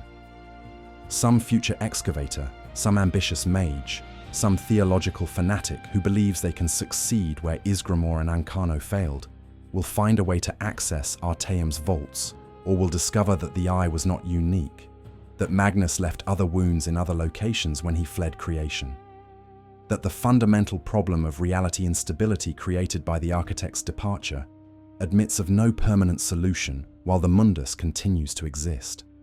The Falmer know where the Eye went. Ancano's operation, for all its ultimate failure, generated intelligence reports that made their way back to Alinor before the college's player character champion ended the crisis. The Aldmeri Dominion possesses fragmentary knowledge of Artaeum's involvement, understands that the Psijic Order intervened to prevent Falmer access to a weapon of apocalyptic potential, and has dedicated considerable resources to determining the island's current location and developing methods of forced entry should Artaeum manifest in accessible space during the Dominion's operational window. The Great War, understood through this lens, reveals additional strategic dimensions beyond the surface narrative of religious conflict over Talos worship and political struggle over imperial authority. The Falmer's systematic targeting of certain imperial installations during the war, archives, research facilities, sites where Alessian order monks had maintained records dating back to the First Era, suggests intelligence operations aimed at recovering historical documentation that might contain references to tower locations, Magnus artifact repositories, or other metaphysical weak points that could be exploited in the Dominion's long-term project of unmaking Mundus. The ban on Talos worship, which imperial propaganda frames as theological tyranny, and which the Falmer justify through doctrinal arguments about false gods and human presumption, serves multiple purposes beyond the obvious political destabilization of Nordic identity. Talos, if the most extreme interpretations of his apotheosis are accurate, achieved something unprecedented in the current Kalpa, a mortal who mantled a divine role so completely that he effectively became a god, who ascended to ethereal status through will and achievement rather than through original participation in creation. His existence, and more importantly his worship, represents a metaphysical anchor that reinforces the Mundus's stability, that adds an additional load-bearing pillar to reality's architecture in an era when existing towers face systematic compromise. Eliminating Talos worship weakens that anchor. Not immediately, not in ways that casual observers would recognize, but gradually, the way that removing a single support beam from a complex structure creates stress that distributes across remaining supports until catastrophic failure becomes inevitable. The Falmer are patient. They think in timescales measured by centuries. They understand that unmaking reality requires systematic preparation, that you cannot simply assault the Mundus's foundations with crude force, but must instead identify and eliminate its supporting structures one by one until collapse becomes self-sustaining. The Eye of Magnus represents one avenue of approach to that apocalyptic objective. Tower sabotage represents another. The elimination of Talos as divine anchor represents a third. the Dominion pursues all three strategies simultaneously, along with others whose full scope remains unclear, confident that multiple parallel efforts increase the probability that at least one will achieve breakthrough before the current Kalpa runs its course, and whatever comes next resets the metaphysical board. The truth about Saarthal, if weaponized properly, could serve the Thalmor's interests better than any direct assault on towers or artifacts. Imagine the propaganda value, irrefutable evidence that Skyrim's most honored ancestor committed genocide specifically to cover up human ignorance, that the Nords nearly destroyed reality through stupid ambition, that the Falmer died heroes defending metaphysical stability against human catastrophe. Present that truth to Skyrim's Jarls, to the Stormcloaks, to the common Nord warriors who define their identity through connection to Ysgramor's legacy, and watch as the foundational mythology collapses. Nordic culture survives on the coherence of its origin story, on the narrative that Skyrim belongs to the Nords because Ysgramor claimed it through righteous strength, because the ancestors earned dominion through valor and suffering. Reveal that the ancestors were apocalyptic fools whose victims saved them from their own ignorance, that the entire cultural edifice rests on historical erasure and strategic genocide, and the psychological damage might accomplish what direct military conquest could not: the complete dissolution of Nordic identity as cohesive political force. The Thalmor understand this. Their intelligence operations include archaeological teams, historical researchers, specialists in extracting information from ruins and artifacts that conventional scholars miss. They are looking for proof, searching for documentation that survived Ysgramor's purge, seeking Falmer witnesses who retained enough memory to testify to what actually happened 4,000 years ago. They know Gelebor exists. Dominion agents have explored the Forgotten Vale, have encountered the Chantry of Auri-El, have likely attempted contact with the last uncorrupted snow elf. Whether Gelebor spoke to them, what he might have revealed, what price they might have offered for his cooperation. These remain unknown variables in a game whose stakes include the continued existence of Nordic Skyrim as functional society. The Psijics understand this too, which is why they will never publicly vindicate the Falmer's choice. Historical justice serves no purpose if the consequence is political destabilization that advances the Dominion's apocalyptic agenda. The truth about Saarthal must stay buried not because it is false, but because its revelation would do more harm than good, would serve destruction rather than stability, would weaponize history in ways that benefit only those who want reality itself to burn. So the secret remains secret. The witnesses stay silent. The Nords continue singing their songs, celebrating Ysgramor's valor, mourning the Night of Tears as foundational atrocity that justified everything that followed.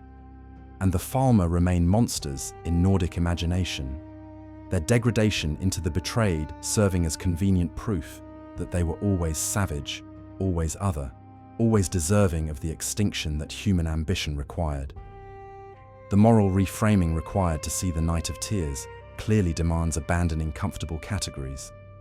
Was it genocide? Yes, absolutely, by any definition that matters. Systematic destruction of a population based on group identity, executed with lethal intent, aimed at eliminating not merely individuals, but the cultural continuity they represented.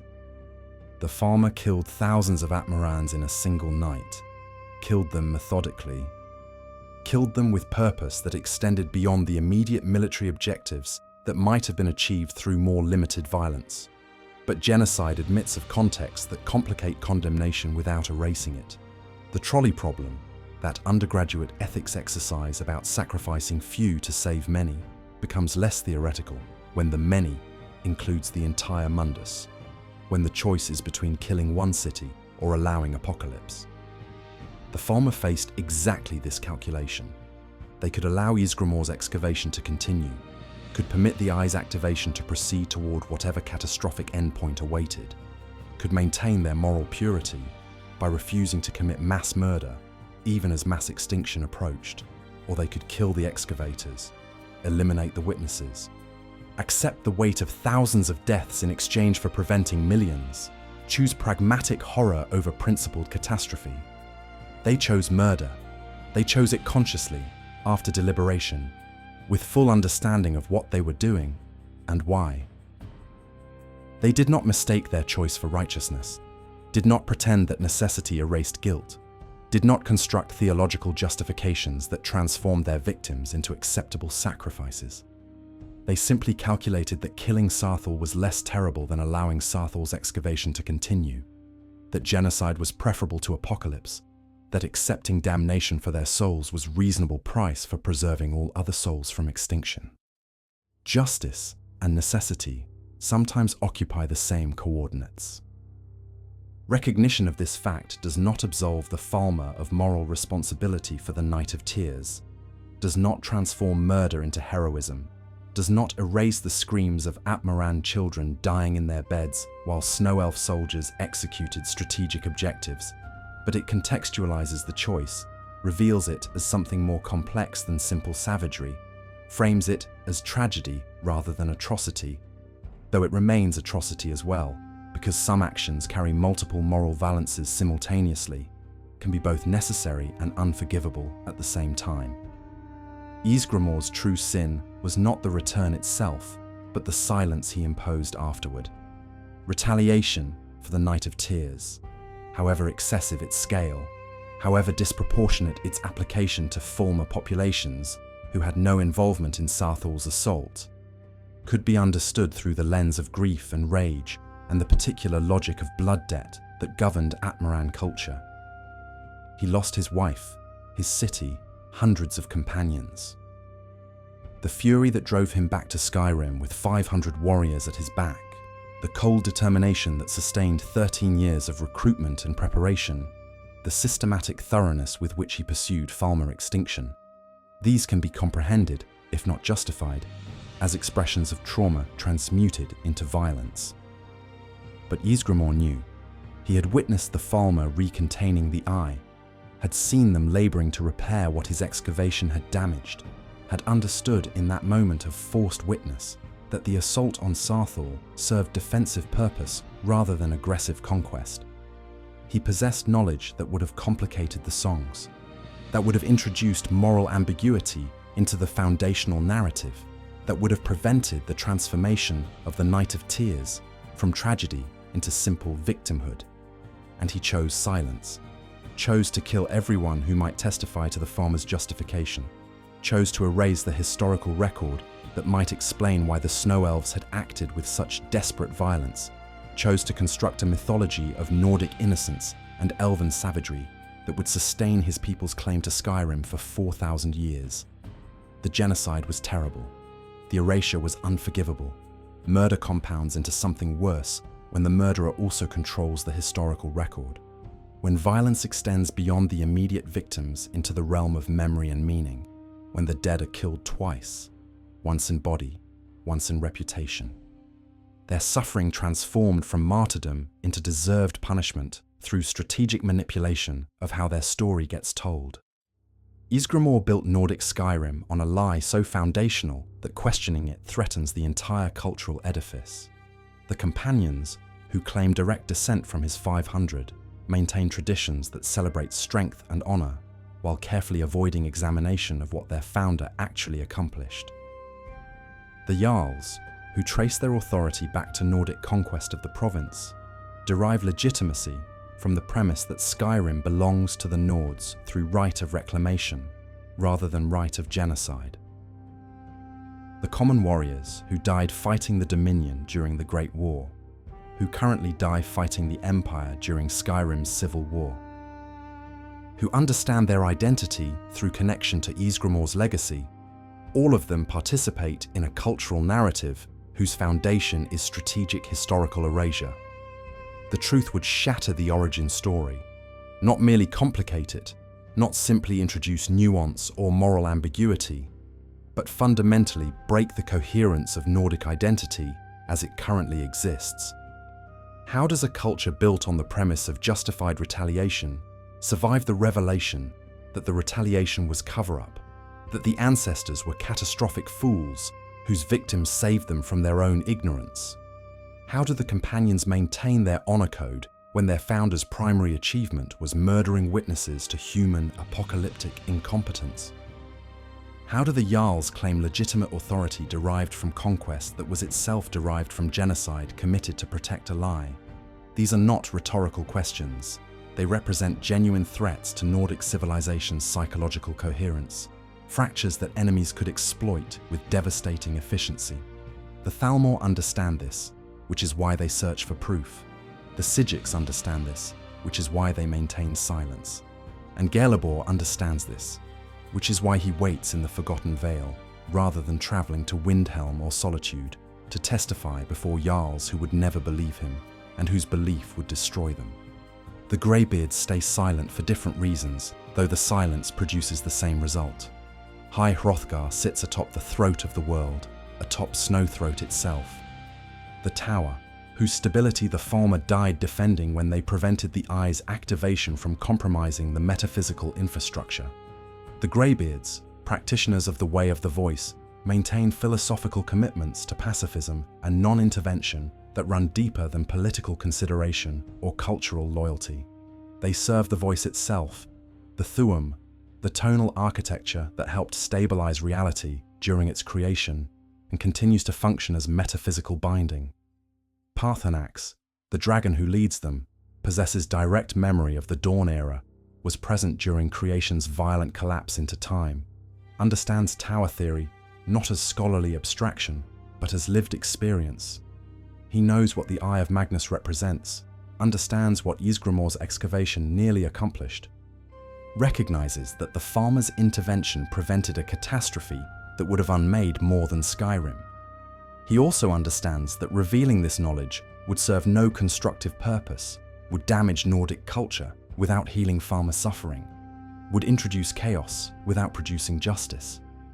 So the Greybeards maintain their silence, practice their meditations, teach the Dragonborn the voice, without explaining why pacifism represents more than philosophical preference, why it constitutes penance, acknowledgement of guilt that cannot be spoken but must be performed through eternal commitment to non-violence.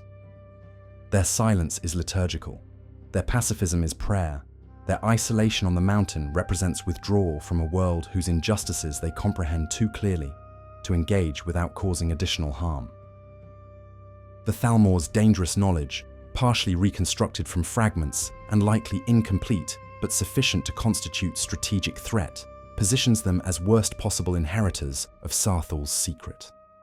The Aldmeri Dominion operates from theological premises that frame Mundus itself as mistake, mortality as curse, the Aedra's sacrifice during creation as tragic error requiring correction.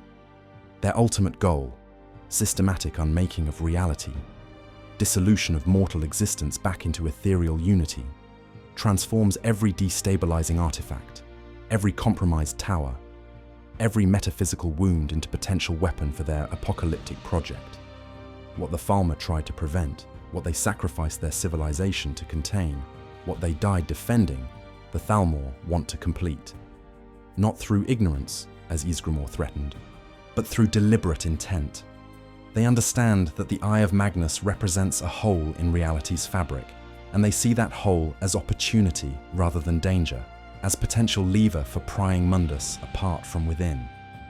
Ancano's operation at the college represented exploratory attempt, preliminary effort to determine whether Magnus artifacts could be weaponized for reality dissolution.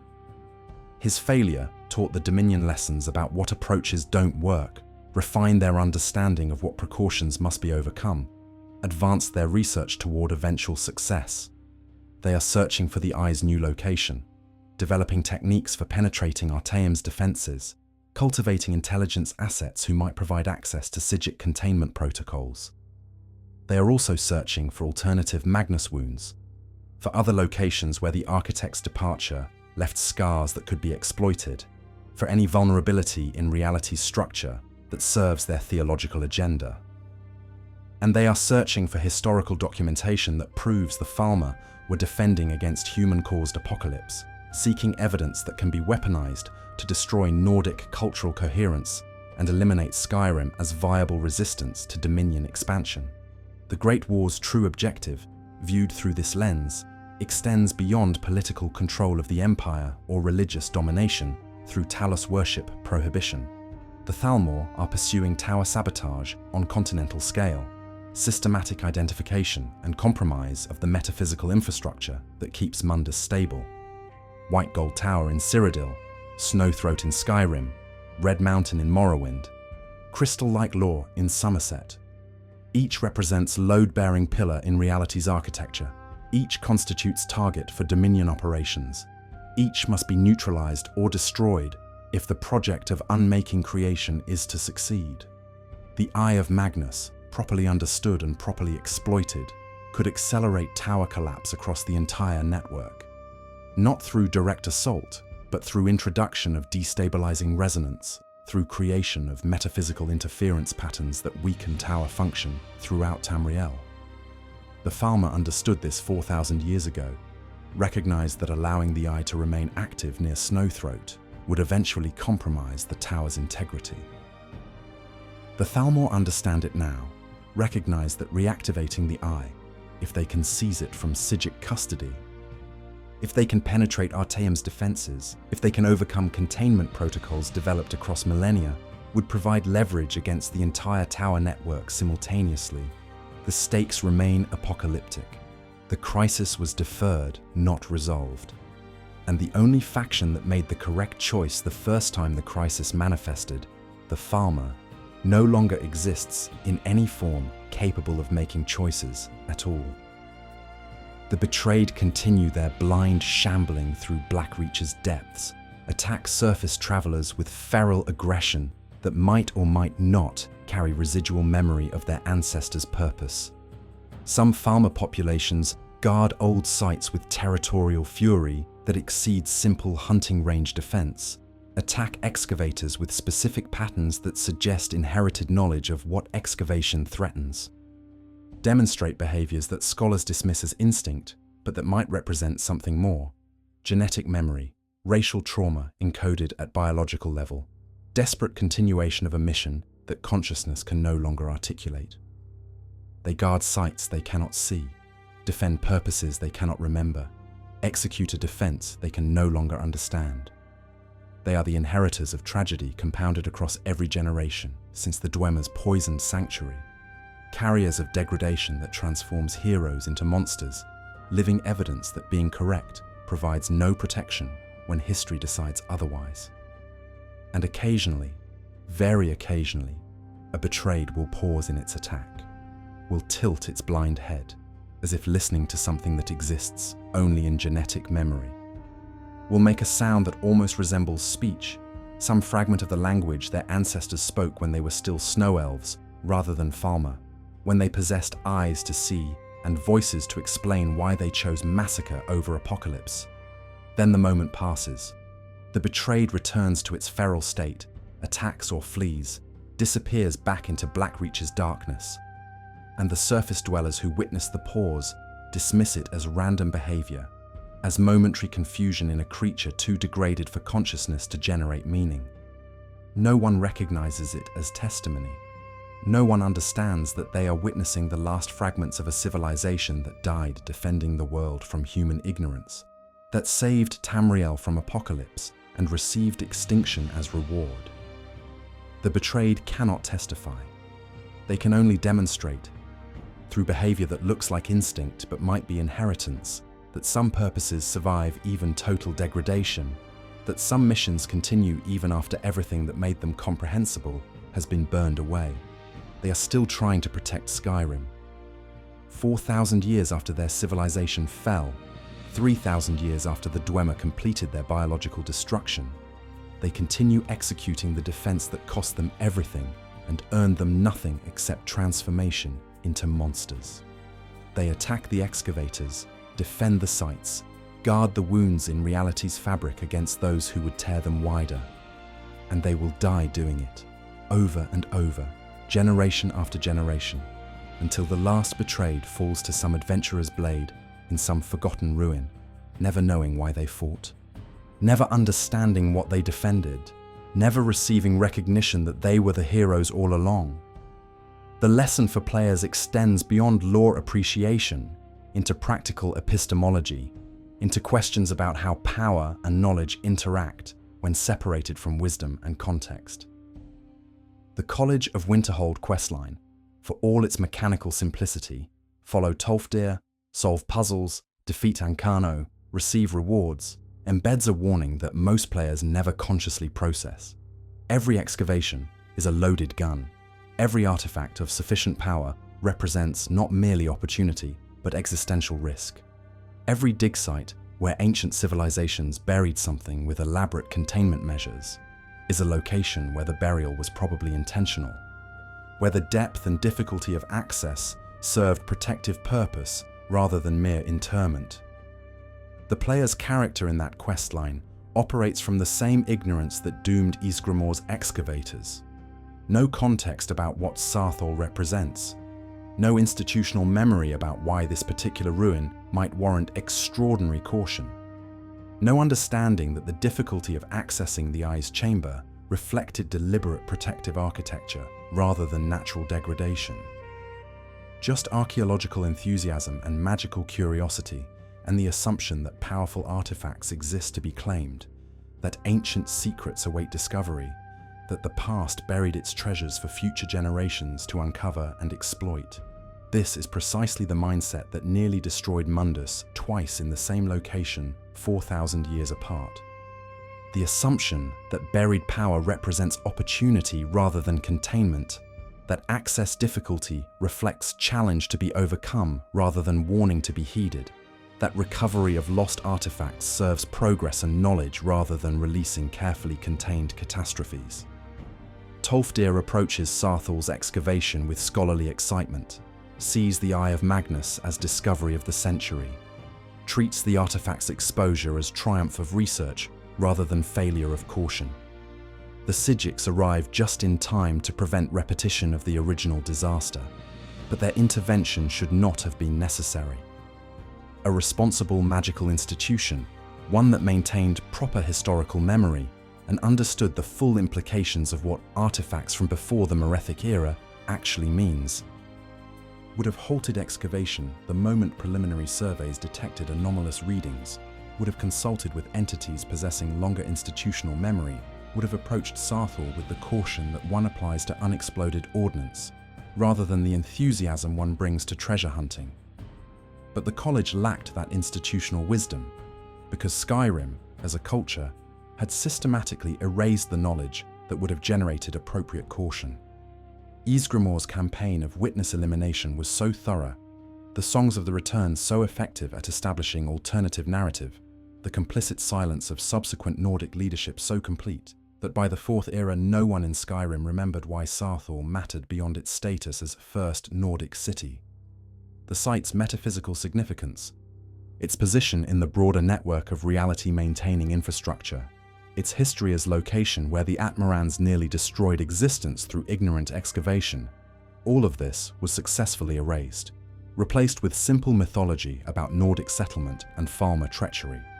The erasure served its purpose. Nordic identity remained coherent, Skyrim's claim to the province stayed unquestioned, and the cultural foundations that enabled Nordic civilization to thrive remained stable. But the cost of that stability was institutional amnesia, the loss of knowledge that might have prevented the college's near-catastrophic repetition of ancient mistakes. 4,000 years of enforced forgetting nearly killed the world in the exact same location where forgetting was supposed to prevent future danger. This represents the central paradox of Saarthal's legacy. The silence that protected Nordic culture from destabilizing truth also eliminated the warnings that might have protected everyone from destabilizing artifacts. Strategic amnesia succeeded too well, accomplished its political objectives while creating conditions for eventual catastrophe. The Nords forgot why Saarthal mattered, forgot what had been found there, forgot that their ancestors had been the catastrophe and the Falmer had been the cure. And that forgetting, generations later, enabled different people to make the same mistakes with the same artifact in the same location. as if history were a recording stuck on loop, playing the same disaster scenario on repeat until someone finally remembers to turn it off. The unanswered question, who else knows, haunts the margins of every political faction in Skyrim and beyond. The Blades, those remnants of the Akaviri intelligence service that served the Empire for millennia before their persecution by the Falmer, maintained archives that stretched back to the early First Era. Their institutional memory included fragments of information about metaphysical threats, about tower locations, about artifacts that required special handling.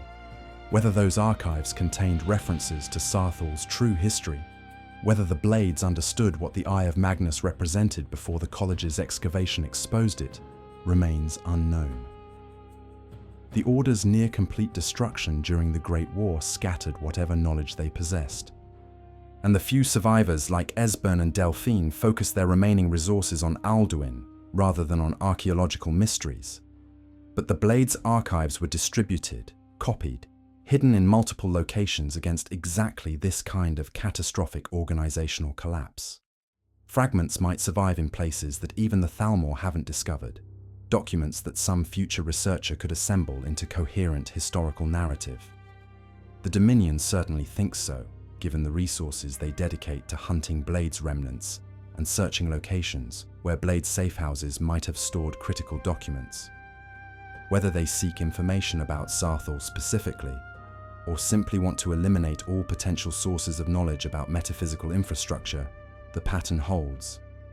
Knowledge about what really happened at Saarthal, about what the Falmer were defending, about what the Nords nearly destroyed. This knowledge remains dangerous, sought by some factions and suppressed by others, existing in fragments distributed across Tamriel's political landscape, like pieces of an explosive device that various powers race to either assemble or destroy. The Morag Tong, the Dunmer assassination guild that serves the Tribunal's interests, or served them before the Tribunal's fall, operated intelligence networks throughout the Merethic and First Eras. Their institutional memory included information about Snow Elf civilization before its collapse, about early Nordic-Falmer relations, possibly about Saarthal itself. But the Morag Tong, unlike the Blades, maintains operational security through compartmentalization and oral tradition, through methods that prevent written documentation from surviving long enough to fall into hostile hands. If they know anything about the Night of Tears beyond the standard historical accounts, that knowledge lives in the memories of their senior members, communicated only to those with specific need to know, preserved through tradition rather than documentation. The tribunal remnants, the surviving institutions and scholarly traditions that outlasted Vivek's disappearance and Almalexia's death, possess understanding of metaphysical mechanics that approaches Dwemer sophistication. Vivek himself, during his 3,000 years of godhood, studied orbic theory with the obsessive focus of someone whose continued existence depended on manipulating reality's deeper structures. His sermons, cryptic and deliberately obscure, occasionally reference tower theory, discuss the relationship between consciousness and reality maintenance, hint at knowledge about how the mundus stays coherent. Whether Vivek knew about the Eye of Magnus specifically, whether he understood what happened at Saarthal and why it mattered, cannot be determined from surviving texts. But he possessed the theoretical framework to understand such events, and his intelligence networks throughout his reign gathered information from across Tamriel. The knowledge might exist, buried in temple archives on Vardenfell or scattered among the Dunmer diaspora that fled Morrowind after Red Mountain's eruption. The truth is distributed, fragmentary, existing in pieces across multiple archives and oral traditions and institutional memories, with no single entity possessing the complete picture. This distribution was partly intentional. Ysgramor's campaign of erasure was thorough but not perfect, and what survived precisely because it was scattered, hidden, preserved in locations and formats that escaped Nordic attention. But the distribution also ensures that assembling the complete truth requires unprecedented collaboration between factions that would normally never share information, requires someone to gather fragments from Sijic archives and Blade safehouses, and Morag Tong memories and temple repositories and chantry records, requires effort and resources that serve no immediate tactical advantage, and might generate political complications that most power structures prefer to avoid. The truth is assembly required, and no one has both the motivation and the capacity to complete the assembly. The player character comes closest, uniquely positioned as last Dragonborn, to access locations and interact with entities that would remain closed to normal scholars. The questlines carry the player through Saarthal's excavation, through the Forgotten Vale to meet Gelebor, through conflicts with the Falmer and interactions with the Greybeards, through exposure to every major faction that possesses pieces of the historical puzzle. The information exists, distributed across the game's narrative, waiting for someone to connect the fragments into a coherent picture. But the game never provides dialogue options that would enable that synthesis, never allows the player to ask Gelebor about Saarthal directly, never permits confrontation with Ulfric or Elisif or Balgruuf about what their ancestor Ysgramor actually did and why. The mechanical limitations, the finite dialogue trees, the scripted questlines that cannot accommodate historical investigation beyond what the designers specifically programmed, become narrative commentary. The player can know the truth, can assemble it from careful attention to item descriptions and environmental storytelling and the patterns implicit in how different factions respond to related topics, but cannot act on that knowledge within the game's structure. This limitation reflects something deeper than mere technical constraint. It represents the game's acknowledgement that some truths, even when known, cannot be spoken without destroying the social structures that depend on their suppression. The player character, operating within Skyrim's political landscape, cannot publicly challenge the foundational mythology without ceasing to be functional participant in that landscape. Cannot announce to the companions that their founder was a war criminal without becoming enemy of the companions, cannot explain to Nordic Jarls that their legitimacy derives from genocide without forfeiting all political capital, cannot testify to what the Falmer actually defended without being dismissed as mad or treasonous, or both. The player is allowed to understand but not allowed to fix. This is mechanical limitation as narrative statement, game design as commentary on the relationship between knowledge and power, between truth and utility. Understanding what really happened at Saarthal changes nothing about Skyrim's present political situation, heals none of the wounds that history inflicted, resurrects no extinct civilizations. The truth exists as burden rather than weapon, as weight to be carried rather than lever to be deployed. The final synthesis requires acknowledging that the Night of Tears represents tragedy of incomprehension rather than simple atrocity, collapse of communication between civilizations operating from incompatible frameworks rather than straightforward conflict between good and evil. The Falmer possessed metaphysical sophistication that enabled them to recognize the Eye of Magnus as existential threat, to calculate that its exposure near Snowthroat would eventually compromise tower function, to understand that preventing apocalypse required eliminating the excavators before the damage became irreversible. They operated from a framework where reality itself was knowable, maintainable, subject to engineering principles that could be studied and applied, where the mundus existed as carefully balanced system requiring active stewardship rather than a static backdrop for mortal activity. The Atmorans operated from entirely different premises. Their cosmology, such as it existed in the Merethic era, centered on gods as distant powers whose favor could be sought through strength and honor, on shore as trickster hero whose sacrifice enabled mortal existence, on Skyrim as prize won through courage rather than as metaphysical infrastructure requiring maintenance. They possessed magical traditions, certainly. The excavation at Saarthal demonstrated sophisticated enough practice to breach Falmer wards, but lacked the theoretical framework that would have enabled them to recognize what the Eye represented, to understand why the Snow Elves reacted with such desperate violence, to comprehend that they were not being attacked by jealous neighbors, but interdicted by desperate defenders. Both sides were right according to their own frameworks. The Falmer correctly identified apocalyptic threat and correctly calculated that elimination of the threat required killing those who had exposed it. The Nords correctly understood that their families had been massacred, correctly perceived the Falmer assault as unprovoked aggression from their perspective, correctly concluded that survival in Skyrim required either submission to Snow Elf authority or military defeat of the power that had demonstrated capacity and willingness to destroy Nordic settlements. And both sides were catastrophically wrong about each other. The Falmer assumed that sufficiently clear warnings would penetrate Atmaran ignorance, that once the Nords understood what they were endangering, they would cooperate with recontainment efforts, that rationality and self-preservation would overcome whatever ambitions drove the excavation. This assumption failed because it credited the Atmorans with metaphysical literacy they did not possess, because it imagined that "you're about to destroy reality" would mean the same thing to the Nords as it meant to the Falmer, because it could not account for the possibility that the excavators simply lacked the conceptual vocabulary to understand the warning.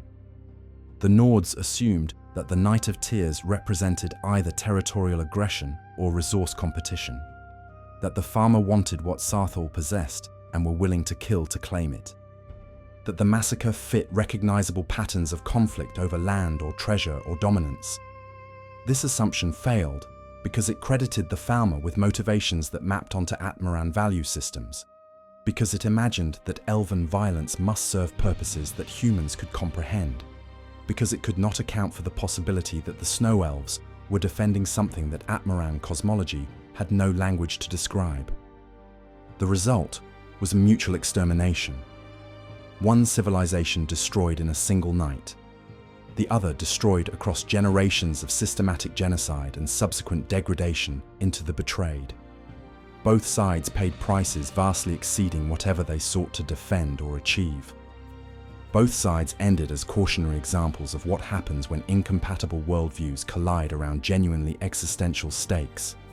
When neither side can translate their necessity into language the other can understand. When the gap between cosmologies becomes so wide that communication fails and only violence remains. Ysgramor's true sin was not incomprehension, that he shared with all his people, but the deliberate suppression of knowledge after comprehension arrived. He witnessed the Falmer recontaining the Eye, saw them working to repair what his excavation had damaged, understood in that moment that the assault on Saarthal served defensive purpose. He achieved, through forced observation during his flight from the burning city, the understanding that every prior diplomatic effort had failed to communicate, and he never shared that understanding, never attempted to translate what he had seen into terms that other Atmarans could comprehend, never tried to build the conceptual bridge that might have transformed the conflict from incomprehension into negotiation. Instead, he weaponized incomprehension, used his people's ignorance to fuel 13 years of military preparation, assembled an army whose fury depended on never understanding why their families had died. The 500 companions sailed to Skyrim, believing themselves avengers of innocent victims, righteous warriors reclaiming stolen land from treacherous savages. Ysgramor could have told them otherwise, could have explained that they were not reclaiming anything but rather eliminating witnesses to Atmaran near catastrophe, that their righteous fury served strategic cover-up rather than justice. He chose silence instead, chose to let his warriors believe the comforting lie, chose to transform his own complicated guilt into their simple rage. And that silence, maintained across generations, calcified into history, became the foundation upon which Nordic Skyrim constructed its identity. The companions who inherited Ysgramor's legacy never learned what their founder knew, never understood that their origin story was a redacted version of more complex and more damning truth. The Jarls who claimed authority derived from Nordic conquest never questioned whether that conquest was righteous reclamation or criminal cover-up. The common warriors who invoked Ysgramor's name in battle never knew that the ancestor they honored had committed genocide specifically to prevent anyone from learning what he had learned in Saarthal's burning streets. The moral synthesis cannot resolve into simple judgment. The Falmer killed thousands to prevent millions of deaths, made terrible choice that saved the world, and were exterminated for it. The Nords retaliated for genuine massacre, avenged real deaths of innocent people, and in doing so eliminated the witnesses to their own near destruction of reality. Ysgramor understood both sides and chose to suppress that understanding, committed the more unforgivable sin of knowing better while ensuring that no one else would know at all. Justice has no clear application to this situation. The Falmer cannot be vindicated without destabilizing Nordic culture. The Nords cannot be condemned without ignoring that they were genuine victims of genuine massacre. Ysgramor cannot be exposed without unraveling the foundational mythology of an entire civilization. The truth serves no one's interests, heals no wounds, reverses no extinctions. It exists as weight, as burden, as knowledge that changes understanding without enabling any constructive action. This is the forbidden secret, not merely what happened at Saarthal, but the recognition that sometimes there are no good choices, that necessity and atrocity can occupy the same action, that being correct offers no protection against being destroyed, that truth can be both undeniable and unusable. Both sides were right. Everyone was wrong. The massacre was both justified defense and unforgivable genocide. The retaliation was both understandable vengeance and systematic erasure of witnesses to human near catastrophe. The secret is not what happened, but the impossibility of rendering what happened into moral clarity. The recognition that some historical events cannot be resolved into lessons or judgments or clear allocation of guilt. They can only be witnessed, understood in their terrible complexity, and then carried forward as burden that admits of no resolution. Because resolution would require undoing the past, resurrecting the dead, restoring what extinction took. And none of these remain possible 4,000 years after the Night of Tears transformed Skyrim's history into something that cannot be fixed or forgotten, only endured. The political consequences of this truth's revelation would serve only those who want destruction. The Falmer would weaponize it to destabilize Nordic identity, would present it as proof of human moral bankruptcy and evidence that elven superiority justifies dominion expansion. The revelation would not vindicate the Falmer. They are too degraded to benefit from historical rehabilitation, too far gone into the betrayed to be restored by recognition that their ancestors were heroes. It would not educate the Nords. They would reject the truth as Falmer propaganda, would cling to the songs of the return as more emotionally satisfying than complex historical reality. It would simply introduce chaos into a political situation already strained to breaking, would give the Dominion a weapon that serves their apocalyptic agenda without healing any of the wounds that history inflicted. So the truth stays buried, protected by Sigic's silence and greybeard meditation and Gelibor's patient waiting, and the player's mechanical inability to speak what the game allows them to know. The secret remains secret, not because it is false, but because its revelation would cause more destruction than its suppression, would serve ends that nobody who understands the full picture can afford to serve, would transform historical tragedy into contemporary weapon in ways that honor neither the Falmer dead nor the Nordic living. The companions continue their traditions, honoring Ysgramor's strength without understanding his knowledge. The Jarls govern Skyrim, claiming authority from Nordic conquest without examining what that conquest actually accomplished. The common people tell their children about the Night of Tears, passing down the simplified version where victims and villains can be clearly identified, where Skyrim's belonging to the Nords follows from righteous reclamation rather than from complicated series of catastrophes that nobody handled well. And in the deep places, the betrayed continue their shambling defense, attacking excavators and defending ruins, executing a mission they cannot remember for reasons they cannot articulate, bearing witness in the only way their degradation permits to the truth that their ancestors died heroes and their descendants became monsters, and the world they saved forgot why they mattered. The price was everything. The reward was extinction and transformation into cautionary examples of savage cruelty. The truth is that they saved Tamriel from apocalypse and received genocide as payment. The secret is that this truth cannot be spoken without serving destruction, cannot be revealed without weaponizing history in ways that multiply the original tragedy rather than healing it. Saarthal burns in historical memory the way it burned in physical fact 4,000 years ago. The flames never stopped. They simply transformed from physical conflagration into the slow burn of suppressed truth, into the smoldering knowledge that some secrets cannot be revealed without burning down everything built on their suppression, into the eternal combustion of a lie that became too foundational to correct without destroying the civilization it supports. The resonant image that captures Saarthal's legacy requires returning to the Forgotten Vale, to the Chantry of Auriel, where Knight Paladin Gelebor maintains his eternal vigil.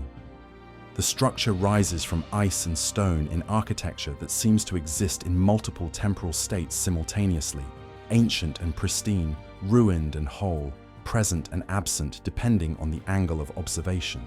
Sunlight filters through crystalline walls in patterns that suggest intentional design, sacred geometry made manifest in how light bends and refracts, creating shadows that move against natural law and illumination that seems to emanate from the ice itself rather than from any external source.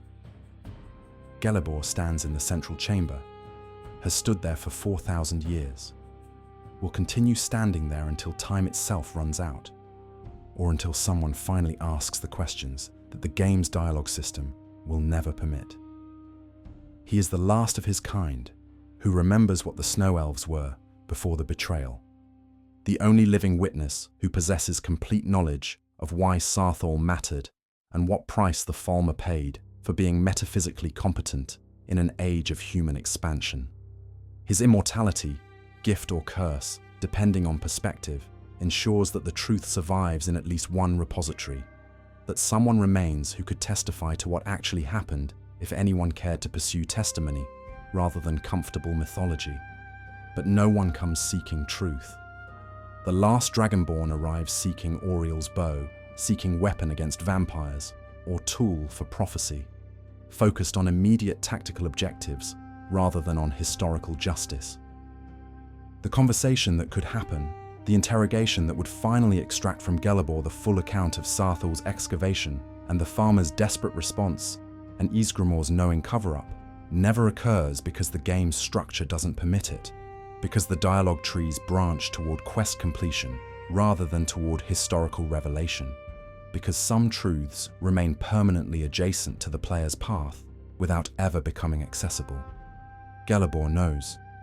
He watches the last Dragonborn retrieve the bow, watches them leave the Chantry to pursue their war against Harkon or their destiny involving Alduin, watches them walk away carrying the weapon while remaining ignorant of the larger story that the weapon's location should suggest. He could explain. He possesses the knowledge, the linguistic capacity, the motivation that comes from being the last witness to civilization's extinction. But the mechanisms of the game world prevent the conversation, transform his potential testimony into permanent silence, ensure that he remains forever the witness who was never questioned, the expert who was never consulted, the survivor who held the truth but never found the audience capable of receiving it. The Chantry's empty halls echo with prayers spoken in a language no one else remembers, rituals maintained for a god who may no longer watch, liturgies that celebrate a civilization reduced to the betrayed's shambling violence. Gelebor performs these rituals alone, has performed them for 40 centuries, maintains the forms even though the substance has been stripped away by time and extinction. The Chantry exists as monument to devotion that outlasted its object, as architectural proof that some commitments survive even total catastrophe, as space where memory persists through sheer stubbornness against a world that has moved on. The sunrise through the Chantry's eastern wall, when it occurs, transforms the interior into cathedral of light, crystalline surfaces refracting illumination into rainbow patterns that dance across ancient stone. The effect is beautiful and terrible in equal measure. Beautiful because the architecture was designed precisely for this, because Snow Elf engineers calculated every angle to produce this specific luminous result. Terrible because no one remains who understands the theological significance that the light patterns were meant to convey. Because the empty halls receive this gift of programmed glory with no congregation to witness it except one immortal elf whose loneliness has become a kind of geological feature, permanent as the ice that surrounds him. He has the answer, the only complete, first-hand account of what really happened at Saarthal, why the Falmer attacked, what Ysgramor witnessed, how the genocide unfolded across generations, why the truth was suppressed. All of this exists in Gelebor's memory, preserved with the clarity that immortality permits, waiting for someone to formulate the correct questions. But Skyrim, 4,000 years after the Night of Tears, has lost even the knowledge that these questions need asking. The culture has moved on, built its identity on simplified narrative, constructed institutions and traditions and national mythology that all depend on never examining the foundational story too carefully. The last Dragonborn passes through the chantry, claims the bow, and leaves. Gelebor returns to his vigil. The sun continues its eternal pattern through crystalline walls. The prayers continue in language no one else speaks. The witness remains unquestioned. The truth stays buried under 4,000 years of enforced amnesia, waiting patient as stone for an interrogation that will never arrive, because the mechanisms of history, both in-game and actual historical process, ensure that some truths remain permanently inaccessible, not because they are hidden, but because no one remembers that they need seeking. This is the image that captures Saarthal's legacy.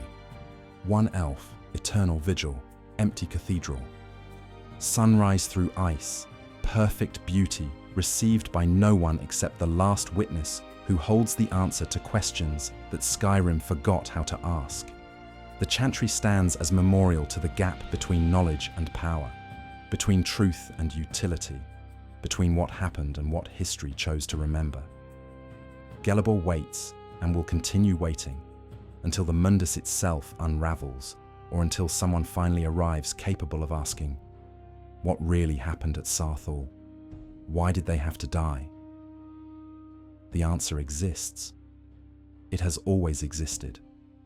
It waits in the forgotten veil, preserved in immortal memory, maintained through liturgies no one else understands, protected by geographic isolation and mechanical impossibility, and the simple fact that revelation would serve no constructive purpose in Skyrim's current political landscape. The secret is not hidden, it is simply unreachable, exists in space adjacent to the player's path but never intersecting it, waits in a conversation that the game's structure will never permit. Saarthal burns. It never stopped burning. The flames simply transformed from physical conflagration into the slow combustion of suppressed truth, into the smolder of knowledge that cannot be revealed without igniting catastrophes that would consume more than the original tragedy already destroyed. The fire is still going, will continue burning as long as Nordic Skyrim exists, as long as the companions honor their founder, as long as the songs of the return frame the Night of Tears as simple atrocity, justifying unlimited retaliation. And in the Forgotten Vale, in the Chantry of Auriel, beneath the eternal sunrise through crystalline walls, Knight Paladin Gelebor maintains his vigil. He stands guard over truth that no one seeks, preserves memory of civilization that no one mourns, waits for questions that will never come. He is the last witness, the final repository of complete knowledge, the only voice that could explain what Skyrim's foundational mythology deliberately obscures. He knows what happened. Skyrim never learned to ask. The adjacent thread for next investigation connects through the broader pattern that Saarthal exemplifies. The relationship between towers and reality maintenance, the ways that metaphysical infrastructure requires active defense against those who would exploit or damage it, the recurring pattern where ignorance about orbic mechanics leads to near-catastrophic tampering with creation's fundamental architecture. The Eye of Magnus was one wound, one place where the mundus's fabric shows stress and requires containment. But the tower network contains other vulnerable points, other locations where reality's stability depends on maintenance that most of Tamriel's inhabitants don't understand, and many of its power structures actively work to undermine. The Thalmor's systematic targeting of tower-adjacent sites during the Great War, their theological commitment to unmaking Mundus itself, their search for Magnus artifacts and reality-destabilizing weapons, all of this connects to the pattern that began at Saarthal. The cycle where excavation leads to exposure, leads to catastrophe averted only through desperate intervention by those who understand what the excavators are actually threatening.